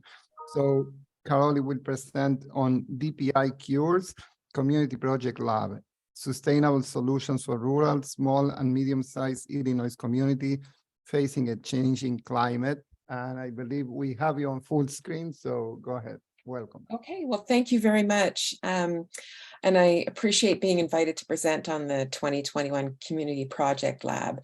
I'd like to start by thanking the Illinois Innovation Network for providing the funding to support this initiative. I'd also like to acknowledge that the Cures CPL, as we call it in short, is the result of the efforts of many faculty and staff at universities and centers across Illinois, as well as other organizations.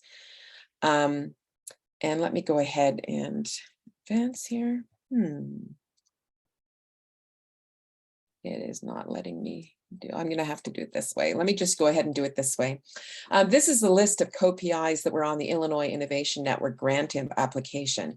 And while the list of organizers has been evolving, and our network of organizers includes now other researchers and practitioners, we work together driven by a common goal to help small communities be resilient and sustainable. And it's really important that I acknowledge this initiative would not be possible without their generous support and significant volunteer commitment.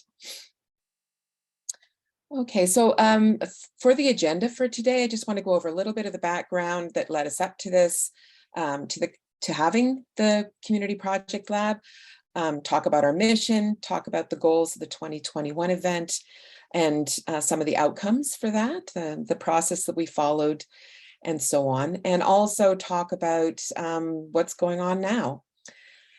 So let me begin by providing a little bit of background. So CURES is the acronym for the Center for Urban Resilience and Environmental Sustainability. It's a center that was set up at the University of Illinois by a team of faculty led by Dr. Don Wibbles, who was charged with finding a way to leverage resources available across the University of Illinois system campuses to help communities with their sustainability issues. Started in 2018, it turned into a network of researchers at a number of universities and research centers, and has made several contributions to helping Illinois communities with their climate change and sustainability related goals. Among CURE's goals is to bring a multidisciplinary, multi-stakeholder lens to understanding challenges that communities face around sustainability-related solutions. For example, in 2019, with funding from the National Science Foundation, CURES held a workshop in Chicago aimed at, for example, identifying factors that would differentiate sustainability solutions for communities of different sizes, especially as it relates to resilience in the face of a changing climate. But after running the workshop, we realized that more direct engagement with rural communities was required if we were going to achieve this goal. This is in part because many small and rural communities operate on budgets that barely cover day-to-day operational expenses and do not have some don't have a full-time mayor, let alone a full-time sustainability program manager or urban planning expert who can help identify cost-effective sustainability solutions.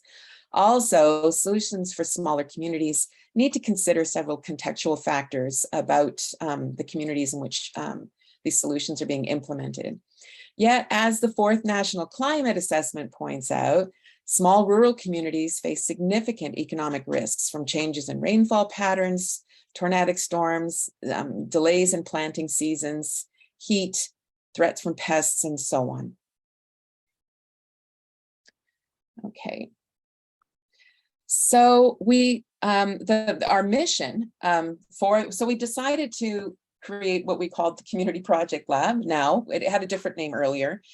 And our mission was to connect the research, outreach, and education segments of Illinois universities to agencies, research labs, NGOs, businesses, community leaders, and so on, to help rural, small, and medium-sized communities explore their sustainability challenges and solutions around water, energy, and climate resilience in a way that generates funded projects that helps those communities achieve their goals. So some of the specific goals that we had included gaining insight into rural and small and medium-sized communities' social, environmental, and economic priorities. And we related to what we call their water, energy, and climate change, WECC goals.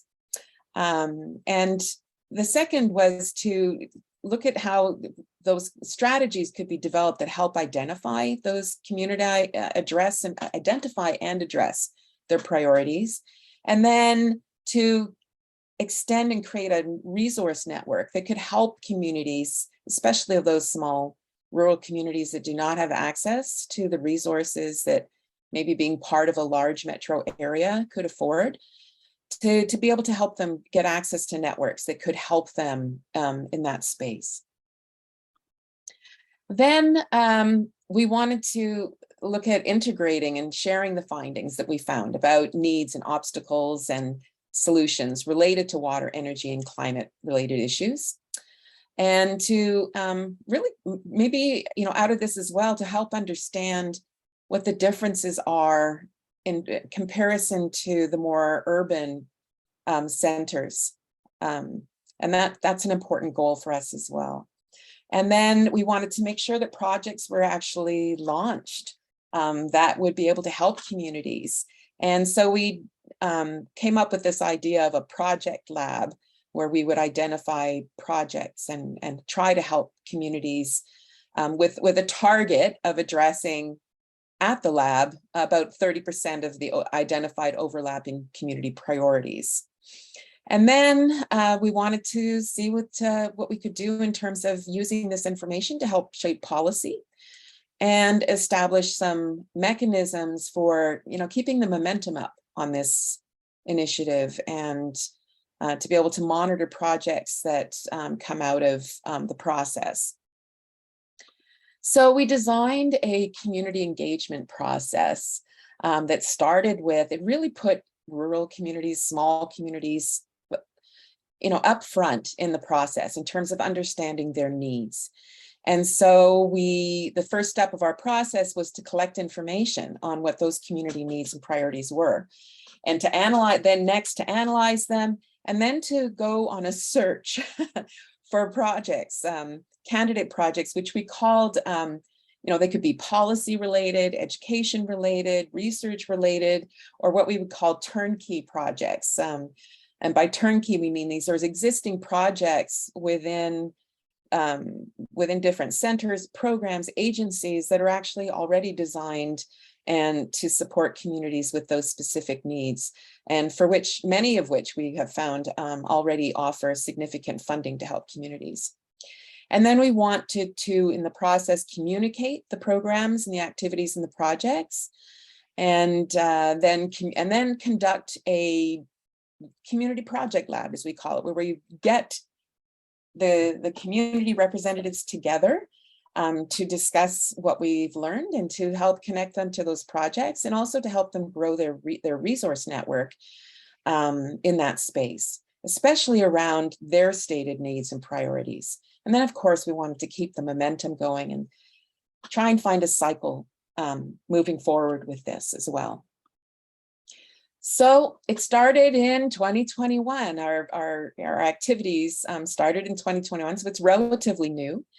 And in the first step, we actually worked with the Illinois Institute for Rural Affairs. It's actually Giselle Ham, who's the program manager of the program of the mapping communities program there, who helped us look at some of the sustainability plans that various communities had. But then we realized too that we really wanted to have a survey, and we wanted to collect this information to help us understand what small communities were saying were their priorities. So with much thanks to Tom Skaczynski, who's at Northern Illinois University, and also to Lisa Merrifield and others who got together to try to sort out how we would do all of this, a survey was sent to 201 city municipal managers, villages, cities, and towns, a list that was obtained through the Illinois City County Management Association. And we looked for the topics that we were asking about were sustainability related public service policies, the delivery that they had in place currently, barriers, and educational needs. And so we can see here there were a number of, here's a graph, and this is actually from credit to Tom Skaczynski. So the population density of the communities that responded to the survey, and you can see sort of the red spots. There were quite a few in the Chicago metropolitan area that answered, but we also received surveys answers from other communities. So in terms of a quick summary of the survey items, again, credit to Tom for this slide. We asked about planning documents, what kind of sustainability items were in their planning documents. We asked about delivery, the form of delivery, and who was involved in delivering it, the implementation of it in terms of activities that were involved in so doing. And then some barriers, whether it was lack of money, staff, things like that, and public education areas that they might need some need for public education involved. And then respondents were also asked in free format to respond about their three priorities, their top priorities, and what mattered to them in the broadest sense. And we wanted to have that sort of open-ended side of it, because we didn't want to just if we were missing the point on water, energy, and climate change related issues, we really needed to know whether that was the case. So what were the top priorities? These were the answers that were provided in the responses. Text entry question, no prompting whatsoever.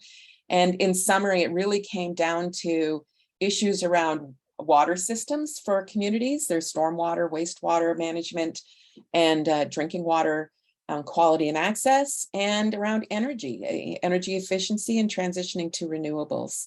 So we could see there were really a strong, and one of our goals was to sort of look at the first, third of priorities. And so this really helped us hone in on that. And as mentioned earlier, there were a lot of responses from those larger communities and so on. But when we just look at rural communities, we did see that the same types of priorities were coming up. So there was some consistency there. Then the step 3 of the process, the community engagement process, was to identify those candidate programs and the PERT projects, as we called them. And we built a website to help communicate information. And we ended up with 11 water related, 15 energy related, and 2 other types of projects. The others were related to zero waste initiatives and recycling, pretty much. And those are the projects that we made available through the CPL. And I do want to go ahead and, well, I'll see if there's time towards the end. So existing projects that we found that were available through or funded by different centers included some offered by the Illinois Sustainable Technology Center and the Smart Energy Design Assistance Center with funding through the Illinois EPA Office of Energy. There were projects offered through Illinois Extension, through the Illinois Rural Community Assistance Program, through the Illinois State Water Survey Office, excuse me, through my apologies. Through Ameren, Illinois' energy efficiency programs, through the Illinois Geothermal Coalition and the UIC Energy Resources Center. I'll put the link to the website in the chat at the end, but you can feel free to peruse the various projects that were available. Then we conducted the workshop. And it was really to, and we brought together researchers, we brought together community representatives and so on to discuss what had been found in the survey, to discuss and in agency representatives, state and federal, to discuss the different programs that were out there that could address their needs, and also to put community representatives in contact with the project leads on those specific projects that we had identified. So we had panels. The first was related to the survey. Next, there was research talking about the importance of resilience planning. And so Dr. Don Wibbles and Dr. Sandy Dalerba presented on the expected impact of extreme events in Illinois. Then we had a number of state and federal agencies present on what kinds of programs they were offering to support Illinois communities. Then we actually had a really interesting presentation from John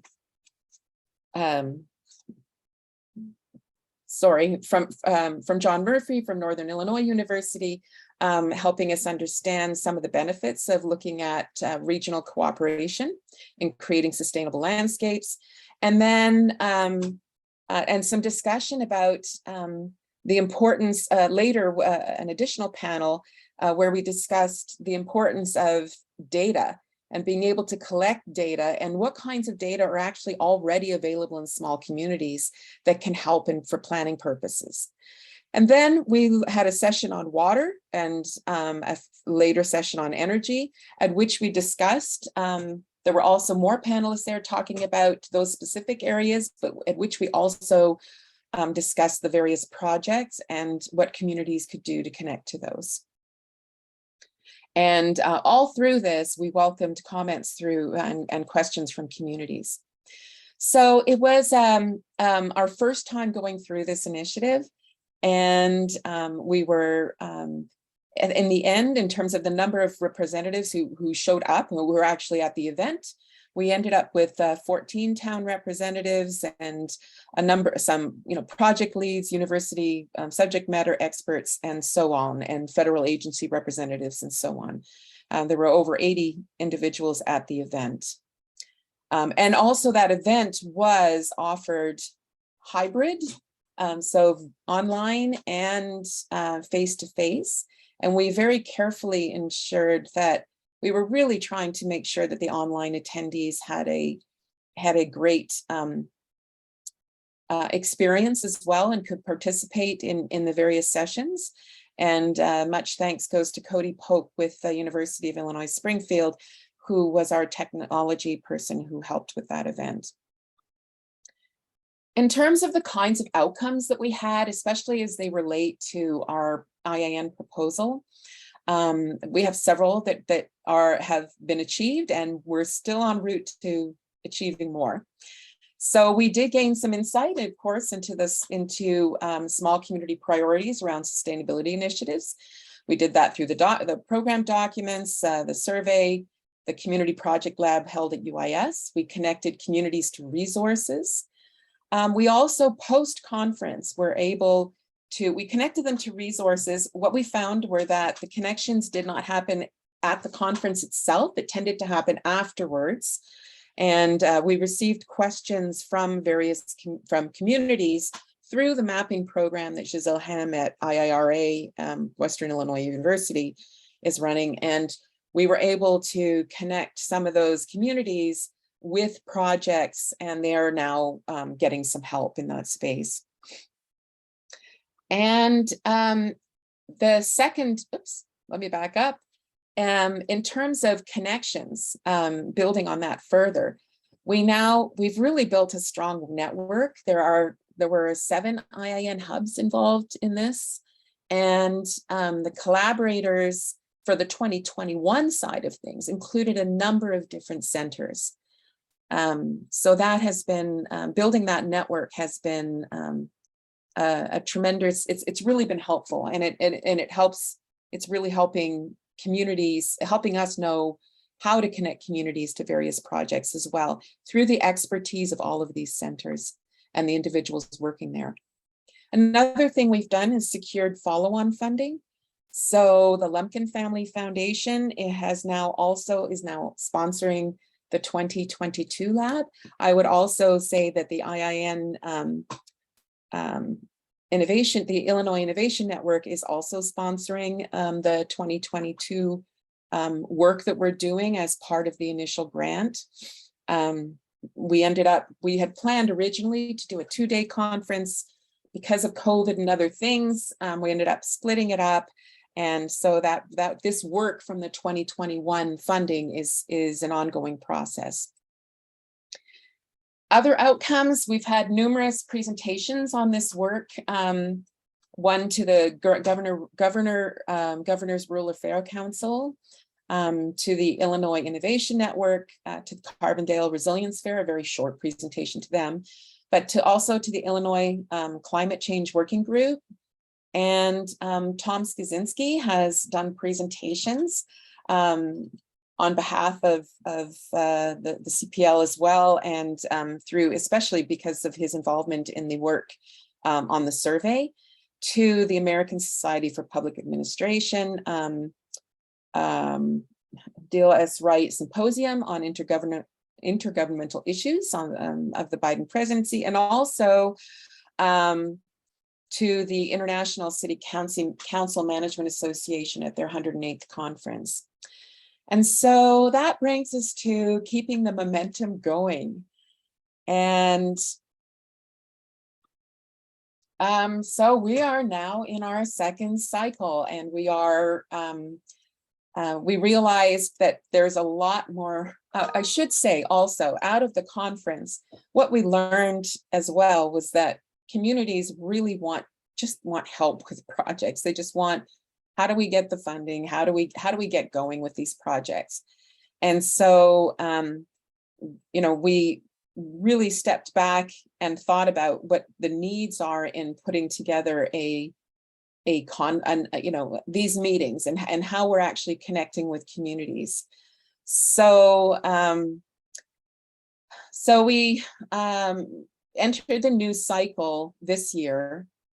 It's sort of like we're considering this the second day of the whole event, which is helping us understand more of what communities are needing, and how to better serve them, but also how we can better meet our objectives and understanding the various differences between the urban needs and so on. And so we're now running a second cycle of the community engagement process, and So we have a survey out now that has been updated with additional questions, particularly based on the learning from the Community Project Lab about the grants and grant capacity and grant resources for writing grants, things like that.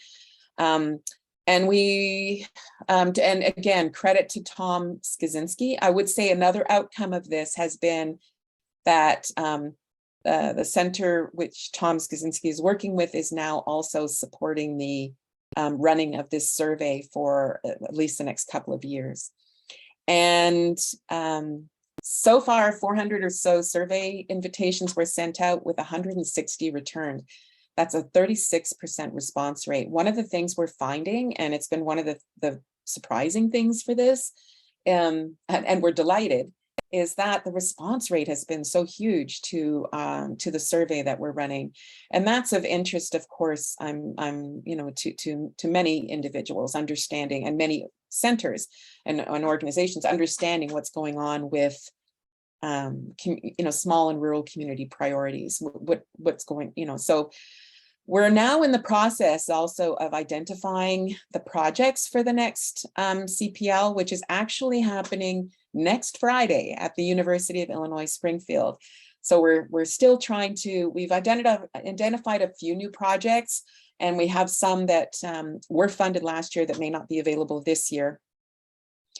We now have a broader invitation list than we did in 2021. That was also one of the big challenges we faced with this project, was being able to identify who the small and rural community representatives are. And that is still an ongoing challenge. Not everybody has a website. Not everybody puts their email addresses up, and so on. So with much thanks to Nicole Hugo and graduate students at Eastern Illinois University, we were able to get far more names this year to be able to connect with small and rural community representatives. But it's an ongoing process. If you have any ideas on how to get those names and lists, we'd really appreciate it. Our list is broader than it was in 2021. We also have, currently we have 38 community representatives signed up. They represent 25 distinct communities and 26 counties. That little map on the side, please ignore the left-hand numbers in this. Those are just coding. It's coding for me, but I'm using a free app to be able to make this map. So I'm working with what I've got. But the pink counties indicate we've got 3 communities represented, 2 in the green, 1 in the blue. Yellow means we have county level representation, and I'm calling it pumpkin in the holiday of the Halloween coming up, regional representation only. So we have more representation this year, and of course, once we finish with this lab, which is coming right up, we'll have many more reports and projects and papers and things like that to pull together. So our agenda for next week's event, one of the things we did with the funding, and our priority with the funding, was to get enough money to be able to support communities actually coming to the event, because they have so little resources. So we wanted to make sure that their travel expenses were covered if they needed funding to do so. So basically we're offering travel support and hotel at state rates, and of course offering food at the event and so on. We wanted this to be a no cost, no burden event, and make it as easy as possible for communities to participate. So at the event, we again are going to have the results from this year's survey. So if you're interested in that, I should note that the results from this year's survey will be available on the in summary format on the 2022 Cures Community Project Lab website. And we are again talking about state and federal funding opportunities. We're also this time including more foundations and other organizations that are sort of boots on the ground helping communities in terms of how they're supporting. And this is, again, part of those lessons learned that we had from the last one. We're having a thematic lunch rather than a presentation where we're going to focus on those projects that are available to communities at low or no cost. And then the whole afternoon is dedicated towards practical best practices, projects, lessons learned with organizations that have actually been working with small communities to help address these issues. So we're talking about, for instance, the RCAP, the Illinois Rural Water Association, the Illinois section of the American Water Works Association, the Illinois Geothermal Coalition. They are all among, and others. We also have a specialist looking at Ann Whitmer, who looks at contextual engineering and how that can influence the selection of projects for presentation and project solutions and so on. So it really is much more of a technical afternoon. And then we'll have some concluding remarks. I'm almost done. I just want to thank, this year we even have, some more community partners. And I did want to thank mention those groups for them there. So the Illinois Rural Water Association, the Illinois section of the American Water Works Association.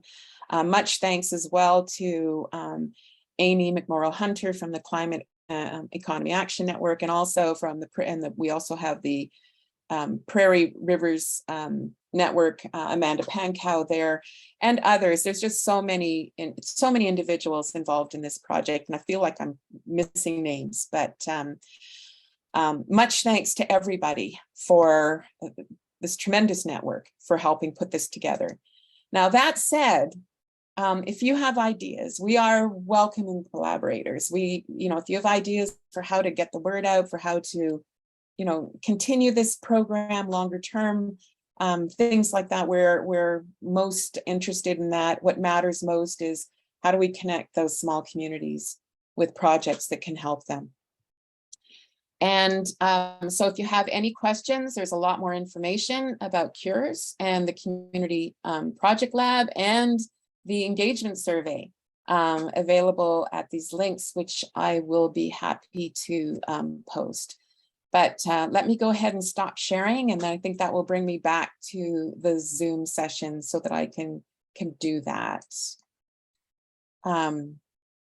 So I'll just go ahead and stop sharing. And also, many thanks, of course, again, to the Illinois Innovation Network, also to the Office of the OVEPDI at the University of Illinois System for really helping kick off some of the connections, as well, in the sense of supporting this project and giving us all ideas. So thanks to everyone who has been supportive of this project.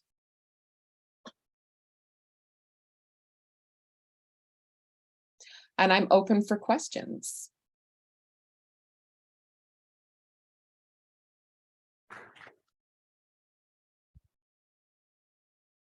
Thank you so much, Carolee. It's great to see the continued growth and development of the Cure Center.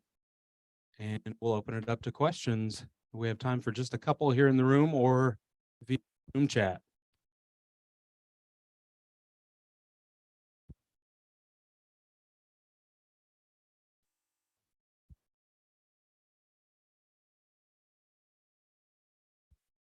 You made an interesting point in terms of so much of the interaction continuing following your in-person, your conferences and your events. Have you noticed how did you go about getting that community engagement and maintaining that communication post-event? Folks contacted you, but what were the next steps for continuing the conversation? Right, it's been, and may I ask who's speaking? I don't see, I'm on screen. Hi, Jeanette Mayo with IIN. Okay, thanks. It's part of that engagement is we need to keep working on that. I think part of the engagement and how it's continuing is happening through the various organizations that are actually connected with communities. I think, for instance, one of the benefits of being an organization that's been involved in this is it's enabled those organizations to connect with other organizations. So for instance, there's the Illinois Institute for Rural Affairs, the IIRA at Western Illinois University, has this, what they call the mapping, the future of your community program. And so Giselle Ham, who's the program manager for there, by being part of this network, the Cures CPL network, was able to, keep the conversation going with the communities with which Giselle is interfacing. And, that's how some of those projects actually got kicked off. And it was through the network. And I have to admit that a lot of it has been, we've been wondering what to do next in some ways, because requests were starting to come in, and it was like, oh, we didn't anticipate as much as you're saying, this back and forth that needs to happen after the event. We thought by putting the resources there, and so developing that follow-up process is something that's ongoing at this point. We did not allocate enough resources to be able to sort of fund somebody following up on that even more. And so it's been decentralized and connected follow-up rather than sort of formalized, how do we get information out? That said, there are existing venues for helping get information out. So for instance, and there's the Rural Partners Network, which is also an organization that is trying to connect communities to a number of different organizations. And they have a newsletter that goes out. And so one thing we could do moving forward is, connect with them a little bit more. The Illinois Extension Office helps, is one of the organizations that helps in the production of that newsletter. And so trying to get information out that way. But in terms of trying to collect information incoming, that is something that if you have ideas, we'd be interested in discussing those. I don't know if that helped answer a little bit, but I would say that's an area that we're continuing to look at. No, thank you. That's a really important area for us to explore across our partnerships. And it's really interesting because you have 38 organizations, you have 38 folks who are dedicated to this. So it's interesting to find out how we can grow that. Yeah, I think the value of it has been the network, and then people getting to know each other. I didn't say this in the other outcomes aspect of this from the research side, but it's also come to be that the Cures Community Project Lab and this network that we're forming is also being leveraged for various grant applications as well as a potential way to move forward and collect community information. So that's been, but it's really about creating the network and helping people know who to call. And I mean, that's what we've leveraged so far. So looking for ideas. Thank you. I think we all are on that front, Carolee. Thank you so much. And thank you for being with us this morning. Okay, thank you.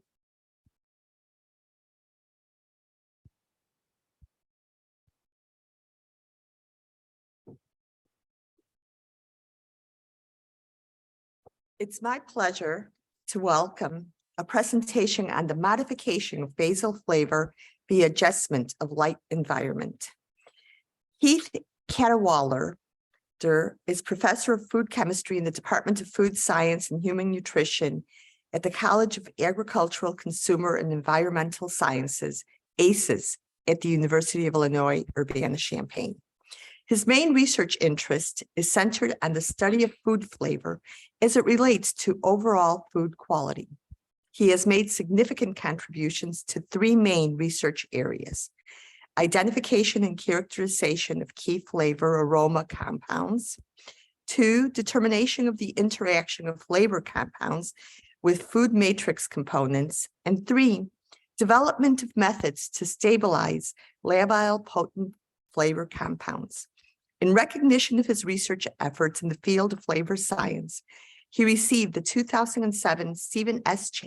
Award for Excellence in Lipid and Flavor Science from the Institute of Food Technologists. In 2021, he received the FEMA Excellence in Flavor Science Award from the Flavor and Extract Manufacturers Association of the United States. In 2010, he was elected fellow of the College of the Agricultural and Food Chemistry Division of the American Chemical Society. He was awarded the University of Illinois 2016 College ACES Senior Faculty Award for Excellence. And in 2017, College of ACES Paul A. Funk Recognition Award, which is the college's highest honor presented to faculty for outstanding achievement and major contributions to the betterment of agriculture, natural resources, and human systems. Dr. Kata was elected as 2020 Fellow of the Institute of Food Technologists and 2021 Fellow of the American Chemical Society. Please welcome someone who is adding flavor to our daily meals. Dr. Kellewalder.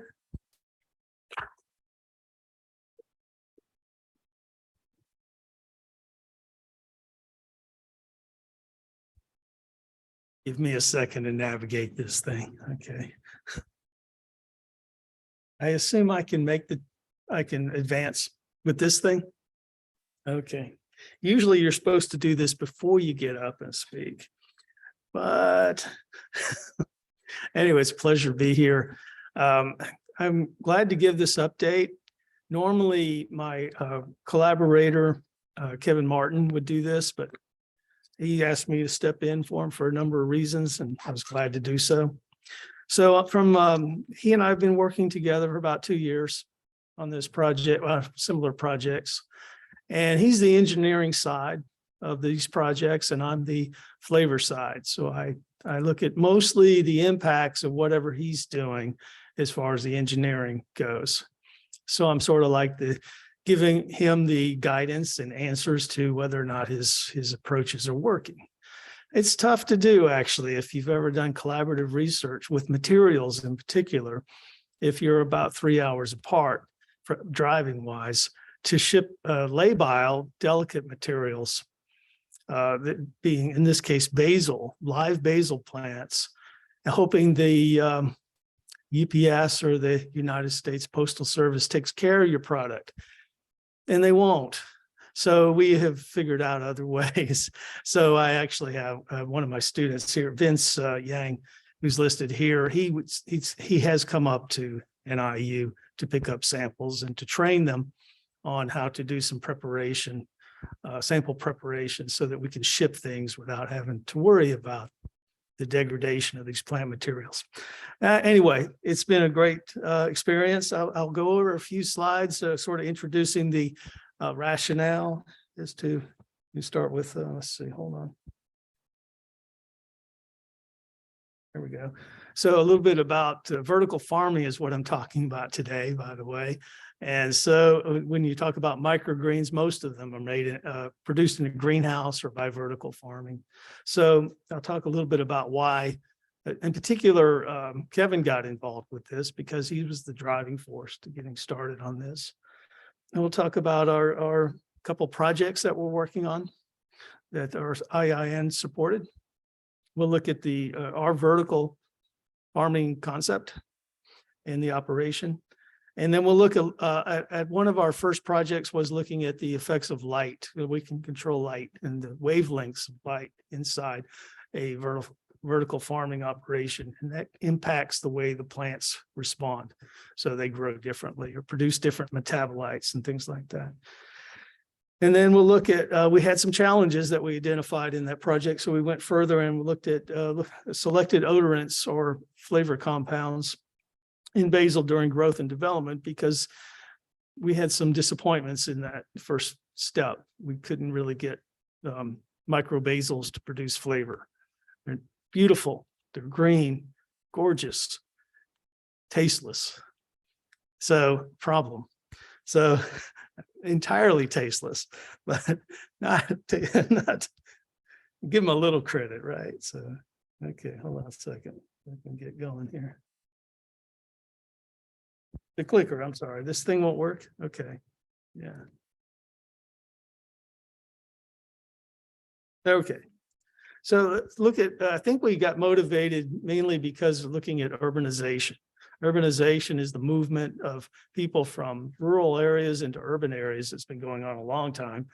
And we figure that because of this, 2/3, probably about 2050, 2/3 of the population is going to be moving in that direction.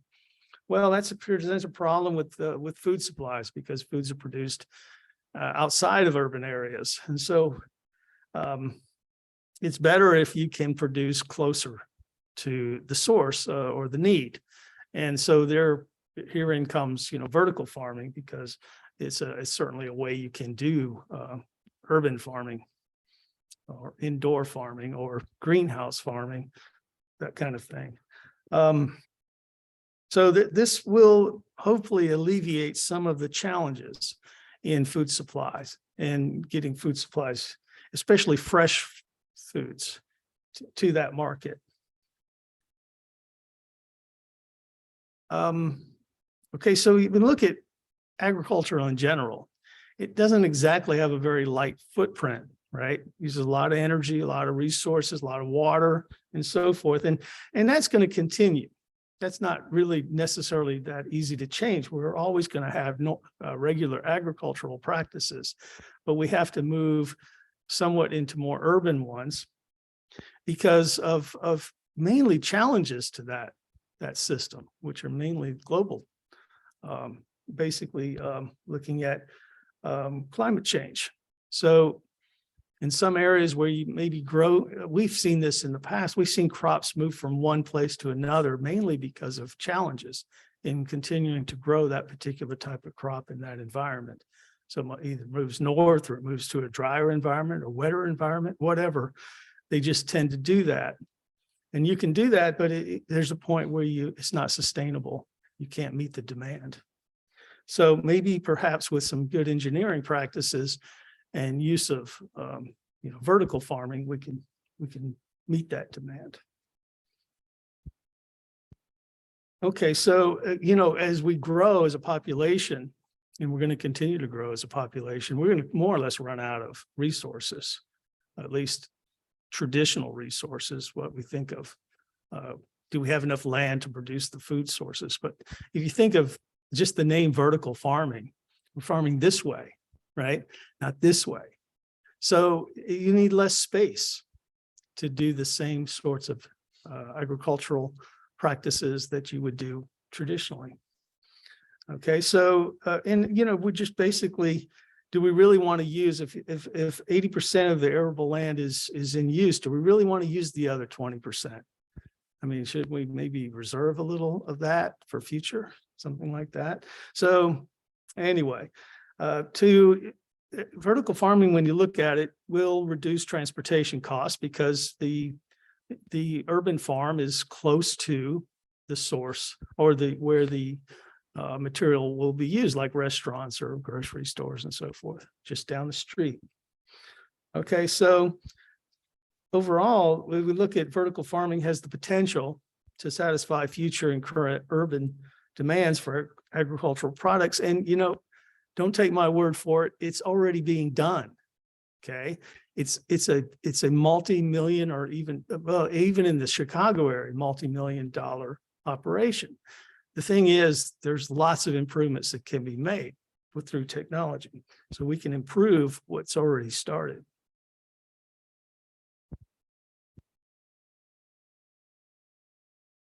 All right, hold on.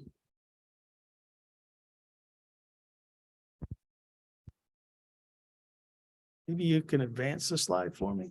Oh, it's okay now. Okay, I must be doing something to this poor thing. All right. So our first study was one called Intelligent Growth Environment Management. And you can tell us an engineer came up with this because there's an acronym that goes with it. So, excellent. I don't do that kind of thing. I'm a chemist. We don't do that. It gets too confusing. But anyway, this was looking at combining the expertise of Dr. Martin's group, which is in environmental agricultural control systems. So he's an engineer. He likes to control the parameters within the growth environment and all that stuff. And I'm just a flavor chemist, so I want to just look at what happens. I'm more concerned. Hey, look, how's that going to change the flavor profile? And we also have some collaborators, or he does in particular, that work with him. There's a lot of enthusiasts getting involved in this.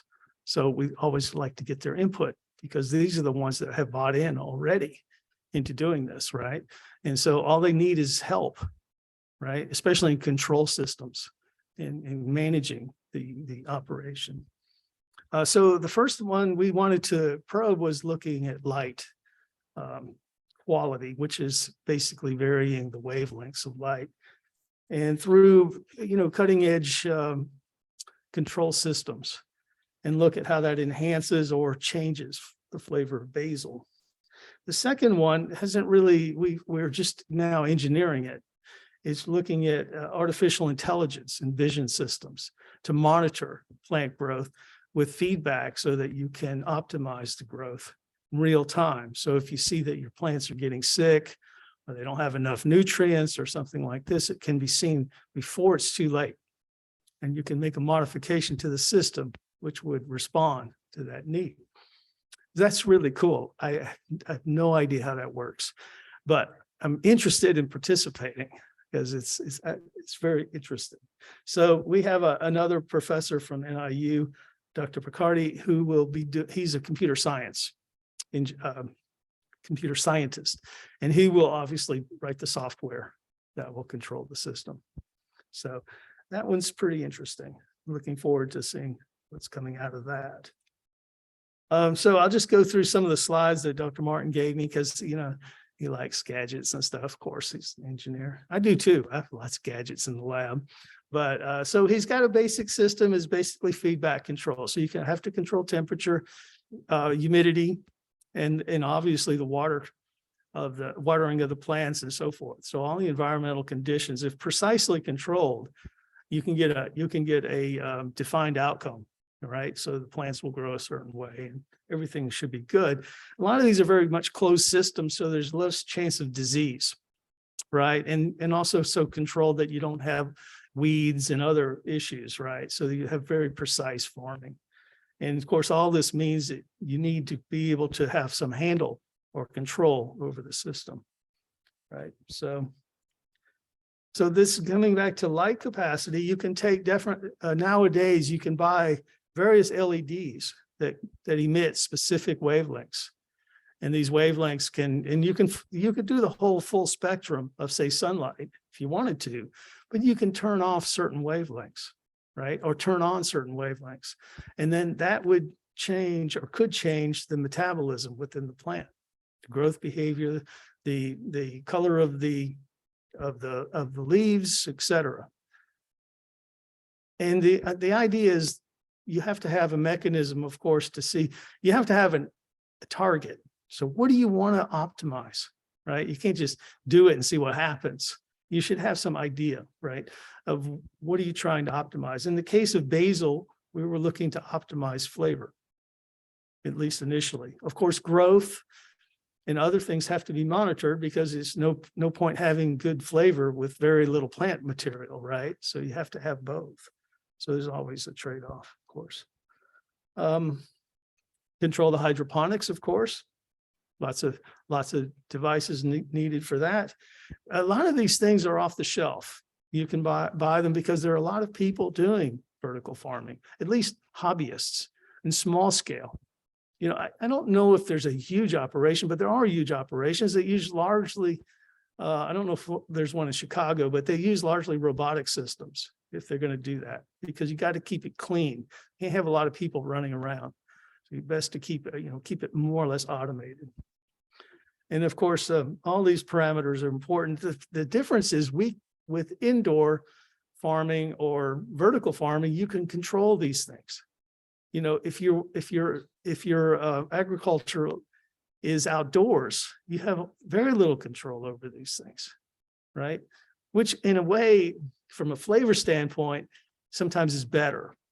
A stressed plant, one that's just not happy, produces more flavor, generally. If you make them too happy, they don't do a whole lot. They just grow. So that's in general, when you talk about essential oil plants like basil. All right. One of the things we're looking at in the current project, which is the second one I talked about, the AI system, is monitoring the leaf quality, leaf characteristics using spectroscopy, and also just basically looking at vision type apparatus here. So you can see that he's got the mapping of the leaves here, and you can tell through the use of various NIR imaging that you can actually monitor the health of the tissue of the plant early on, so you can see problems before it's too late. Yeah, or either that, or you see problems and you go, well, you know, you respond in whatever way you have to. Yeah, early on though. So I'm sorry, I don't have a lot of knowledge in the engineering principles. So, but next time we have this meeting, I'm sure Dr. Mark will join us and speak about what he's doing. All right. So this thermal imaging is also another aspect. So it's pretty much throwing everything at monitoring this system, right? Every kind of technology that can be used, especially in a feedback mechanism. So you just, and it's not expensive to do this, right? I mean, not tremendously expensive. So why not? You can do these, don't harm the plants. They're non-invasive techniques, mostly reflectance type techniques. So you can look at water deficits, boundary layer influences. You can change the system. Of course, I think you have to know how to change the system. Of course, that's where the research is, right? So it's not enough just to know there's a problem. You have to know what to do about it, right? Which way to increase water, decrease water, whatever. Yeah. Okay. A little bit about what I do. I've been doing flavor chemistry for a long time. And what we do in my lab is we have several kinds of projects, but our favorite one is to characterize flavor systems. So if you are ever tasting something, you go, oh, well, that's interesting. That tastes this way. We can tell you why that happens. We can tell you the chemicals, the molecules that you're sensing, that you smell or taste, that make that system what it is the way you perceive its flavor.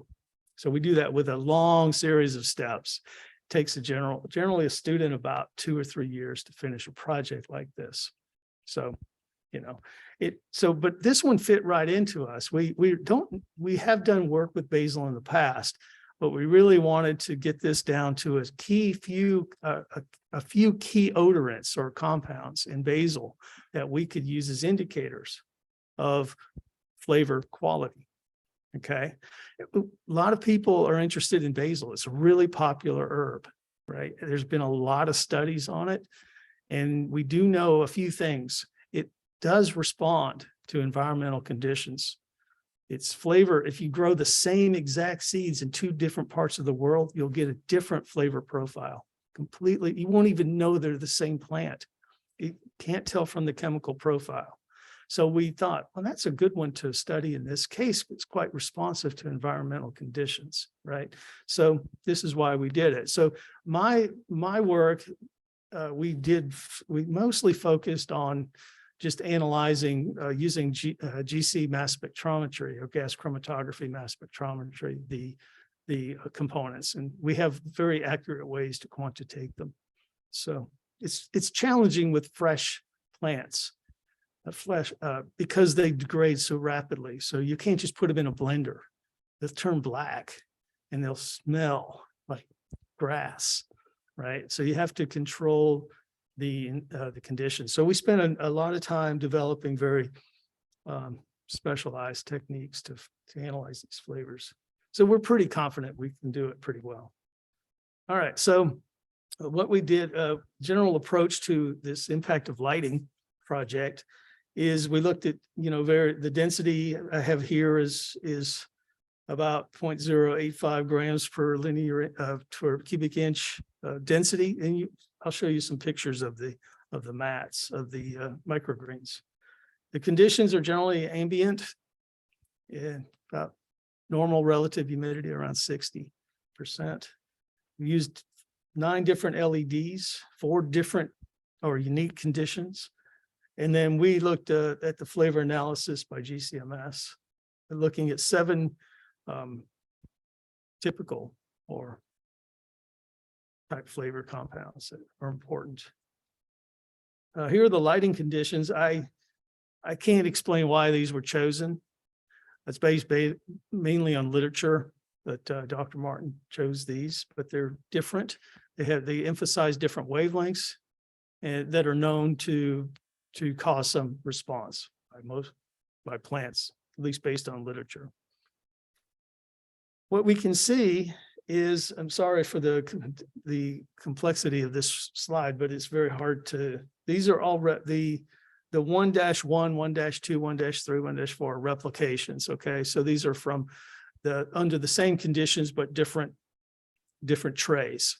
So there's going to be some variation among trays. So we just didn't average them because sometimes it's just too much. Sometimes you get a tray that's a little out of scope or out of whack. So in this case, you can see that there is definitely there's some response difference, although it doesn't look like a great deal. I think the problem here is we're looking at one thing I wanted to mention is the very bottom compound on this list, eugenol, and I'll show you a picture of eugenol in a minute, is the most important component of basil flavor. You smell it. I don't know if you smell it. It smells like cloves. Okay, if you're familiar with the smell of cloves, this pumpkin spice is another thing it might smell like. It's pretty pungent. It's important in basil. It does not exist to any extent in microbasil. The metabolism the plant has not begun to make it. It's too early in its life cycle. And this could be for a number of reasons. Plants make secondary metabolites for a lot of reasons. Eugenol is a pretty common compound produced to attract insects and things to the plant, right? It's because especially if you know Japanese beetles, well, they go right to the basil plant. They love eugenol, right? So it just at this stage, also it could be that eugenol is toxic to the plant. It may not grow, may not be able to produce at that level or that stage because of the toxicity of the secondary metabolite. So anyway, that's unfortunate. So, but the other compounds seem to respond pretty well, but these would be considered minor components or minor contributors to flavor. So what that did is so I'll explain the pathway. The problem we're having here is it's probably better if I just, this thing has a pointer, I think. I know it's not going to help the people that are engaged, but here's the main pathway.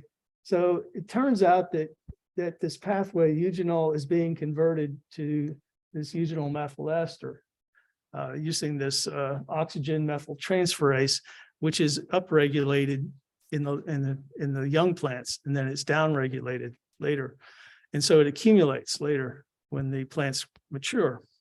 So it should be possible to manipulate this pathway through environmental conditions by stressing the plant or doing something like that. So I think we do have promise controlling the environmental conditions.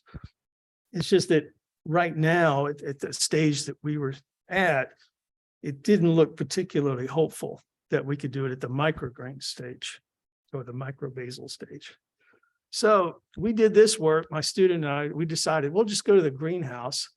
We'll get 9 varieties or 9 cultivars of basil and see if there's a cultivar that produces eugenol at a microgreen stage, because we're just using one variety right now or one type. We use this Genovese, which is your micro basil type.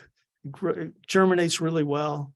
Everyone uses this one, but there's others available. So we decided to grow them in the greenhouse and just look at the change of the flavor profile during the growth and development of the plant. So from the microgreen stage to the intermediate to a mature to where the point where it starts flowering. Okay.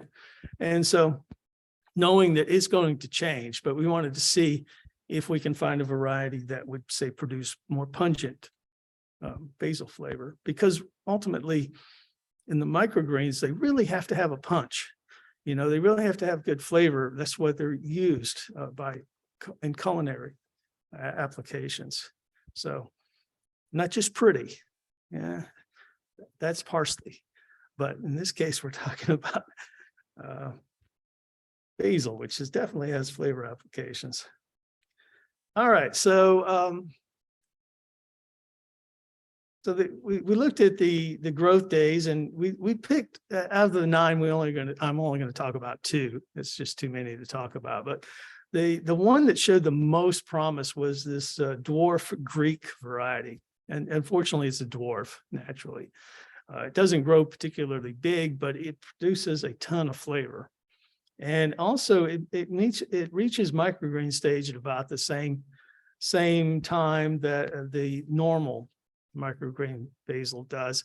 And it germinates pretty well, about the same level. We did not do the germination rate study, although that's very meticulous, but we rely upon what the manufacturer of the seeds provided us.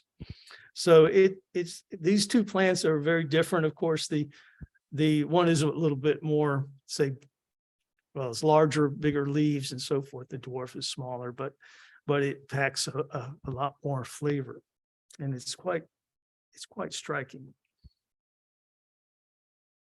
So if we look at just looking at these different stages, the dark green is the eugenol. You can see the great difference between the 2. So the one on the left is the dwarf, right? But even at the microgreen stage, it doesn't produce a lot of eugenol. You can see very little, but even, well, I don't know, about 10 times more probably than the Genovese. So it's still pretty good, but just a little bit later in the intermediate stage, if you could wait that long and still call it a microgreen, you could call it a microgreen, it would have a lot more flavor, right? It's a lot more pungency. In fact, my student told me that it is obvious this plant was the strongest. It's just when you work with it, it just emits so much more flavor. So we're really enthusiastic about this particular one, and maybe looking at switching this one or comparing this one to the standard Genovese, and to see if we can maybe overcome some of this flavor deficit problem we're currently having with the plants. There's some other things we can do that I'll get to in a minute in my summary slide. We looked at other compounds too. So eucalyptol, linalool, camphor, terpenine phenol, and so forth. These are minor contributors, but they're pretty easily measured. These don't seem to be not really very different among these types. Still, even so, the dwarf produces a little more than the others do. You know, I shouldn't just put all the weight on poor eugenol. You know, it's got to hold up everybody else. But in a real flavor system, you have to have it. Everyone has to contribute. I mean, it's a balanced system. So it's helpful to have the other components there to make it more authentic. Eugenol alone, if you smell it, most people call it dentist office. You know, that's not very kind to eugenol. They use it for deadening, you know, before they give you the shot. So most people smell it, go, oh, that smells like dentist office. I said, no, think cloves or apple pie or something. So it's funny, but it's indispensable, obviously, in basil. Okay, just some conclusions.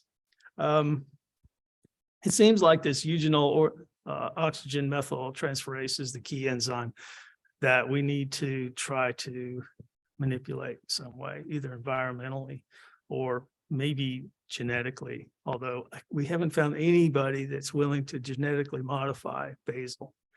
There's just not enough interest in doing that because it's probably economically not going to be a big impact to do that, at least for the microgreen stage.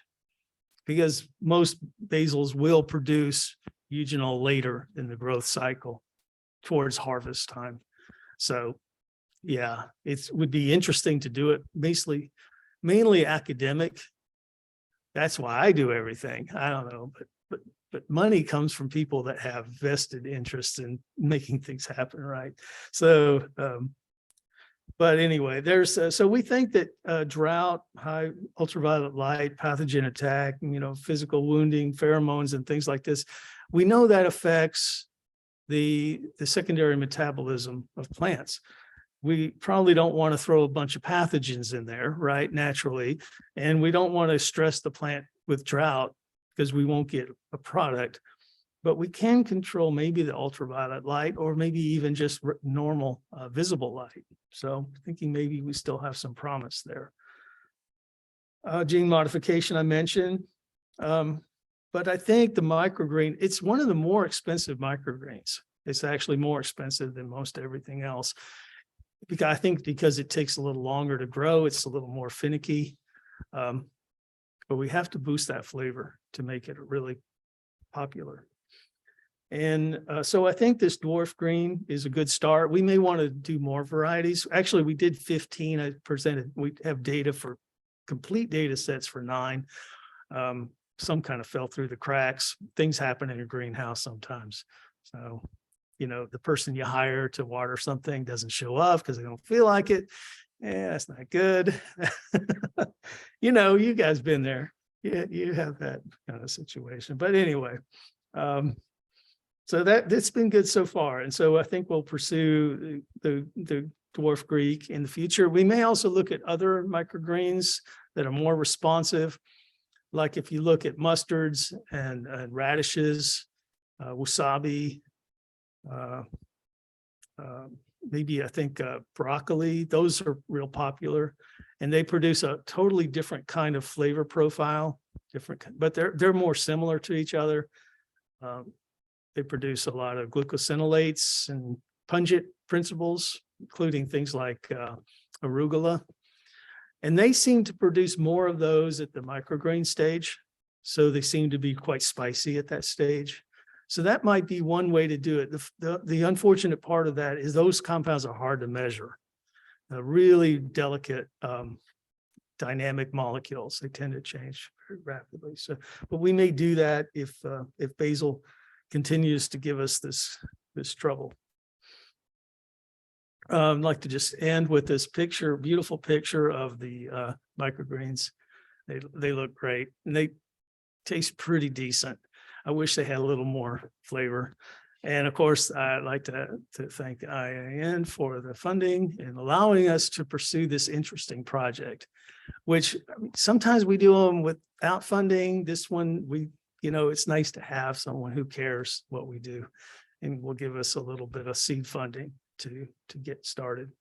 All right, thank you.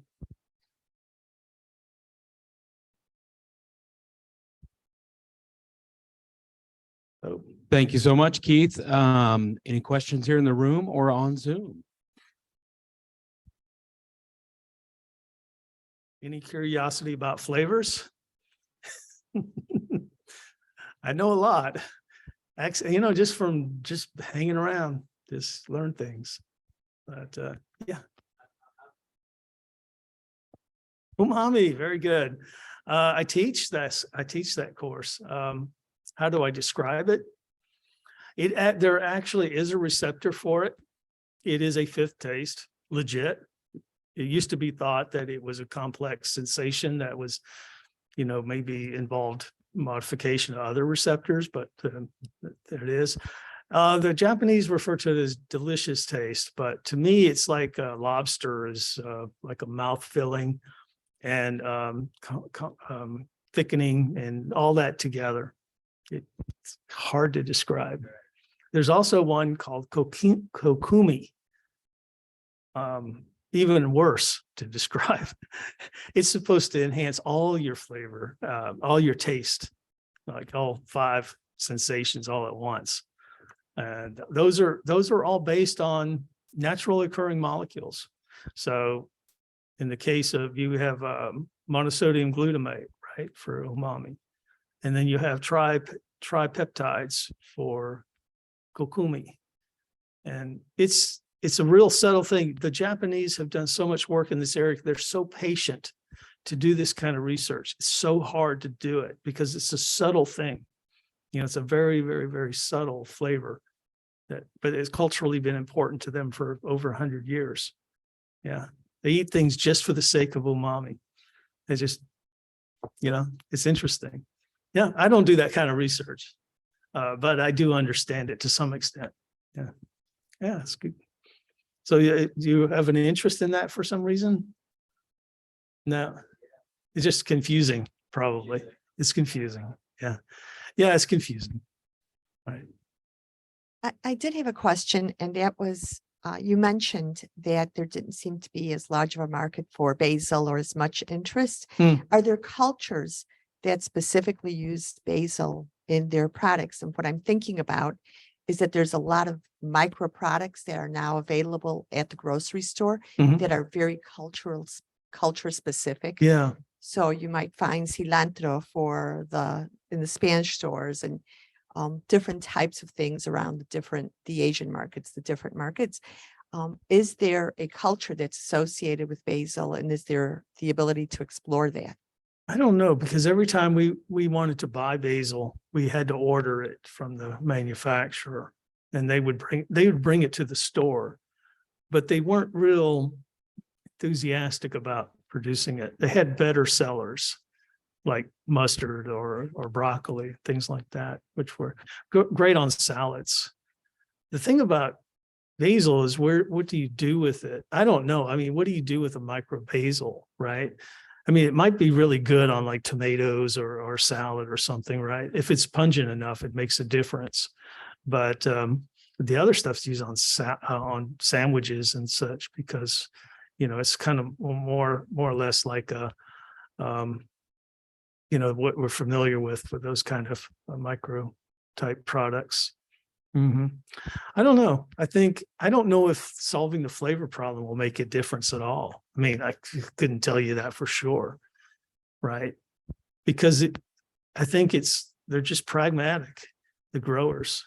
They know what flies off the shelves and doesn't stay on the shelf. It can't stay on the shelf that long. It's not that stable. These products are, you know, not very particularly shelf stable because, well, one of the things, I'm a food scientist too. One of the problems is you can produce something, but when you send it to an intermediate, like a grocery store, do they take care of it? Right? You know, does it go in is it stored in the right place so that the consumer gets it in best condition? Or do they just throw it somewhere on a shelf and, you know, like a lot of produce is that way, right? Produce is one that's turned over the most. It's very hard to store. So almost in some cases, like in the case of microgreens, you might need your own case, like a chilled under optimal conditions, right? In order to have them. And there are places that do that, right? Some of the big grocery stores have the capacity to do that. Smaller ones don't, perhaps. That's a different problem. But anyway, but I worry about it because when you talk about flavor quality, you know, you might have it perfect when it leaves your facility, and if it's not controlled in the truck or during shipping, it could just completely get a bad reputation because it just doesn't make it through all that chain of custody, right? I know that because I'm having that problem with this project, because getting it shipped from NIU to Illinois, we just end up with slime sometimes. You know, just pull it out of there and it's just not particularly desirable. So I'm listening to this and I think back to where you started. One of the comments you made was restaurants. Yeah. And restaurants might take some care. Yeah, they do. Can they grow this locally? So locally, like in the restaurant, so that they have real control over the flavor. Mhm. And have you thought of that angle of We doing do this that. vertical growing? We really have a local? restaurant in our department. So we have our little cafe and they grow microgreens in the windowsill.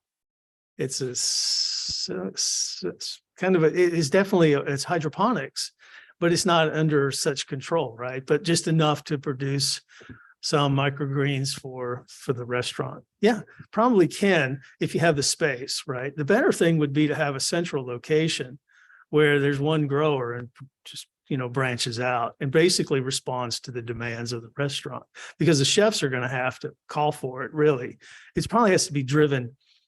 You can't just make it and expect people to want to use it, right? You've got to be more responsive, unless you're producing something novel, and then you've got to somehow figure out a way to make it, interesting, right? I don't know. I think basil is well known, though. It's got a good reputation. Most people, there aren't many people like cilantro. All right. Cilantro is like polarizing, right? You got half the country hates it, half love it. That's one thing. But then you got basil. I don't know if anyone's ever said they don't like basil. It's like, it's not very polarizing.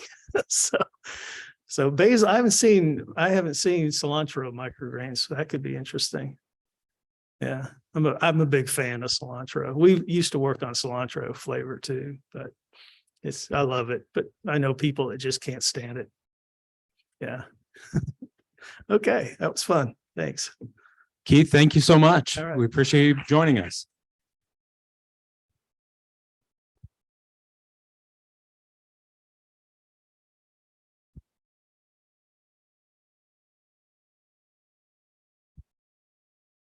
Okay, so I just want to open it up and just thank the speakers one more time for such engaging presentations on such amazing topics. So thank you once again, speakers. So I just want to take this opportunity to kind of share a little bit more about the Sustaining Illinois Seed Grant Program. So these presentations are just examples of some of the success stories of collaborations that have taken place as a result of this program. So just a bit of background for those of you who may not be aware, this projects are required to have a collaboration with at least 2 IIN hubs. They're supposed to cover one or more of the following 5 sustainability elements: education and workforce development, economic development, health and wellness, water, food and agriculture, and computing and data. To date, we've had 5 cohorts with 32 funded projects and nearly $1 million of funding. So some of the benefits, I've had an opportunity to meet with almost every grant recipient, and some of the most exciting things are to hear about how the collaboration started and how it grew as a result of the program. So it's really, really exciting to hear. It's a happenstance meeting oftentimes, and it grows into a budding relationship where there's continuing research opportunities. Also, and as Carol Lee mentioned, this also typically leads or can lead to follow-on funding as well. So to date with the program, we have over $400,000 of secured follow-on funding as a result of these projects.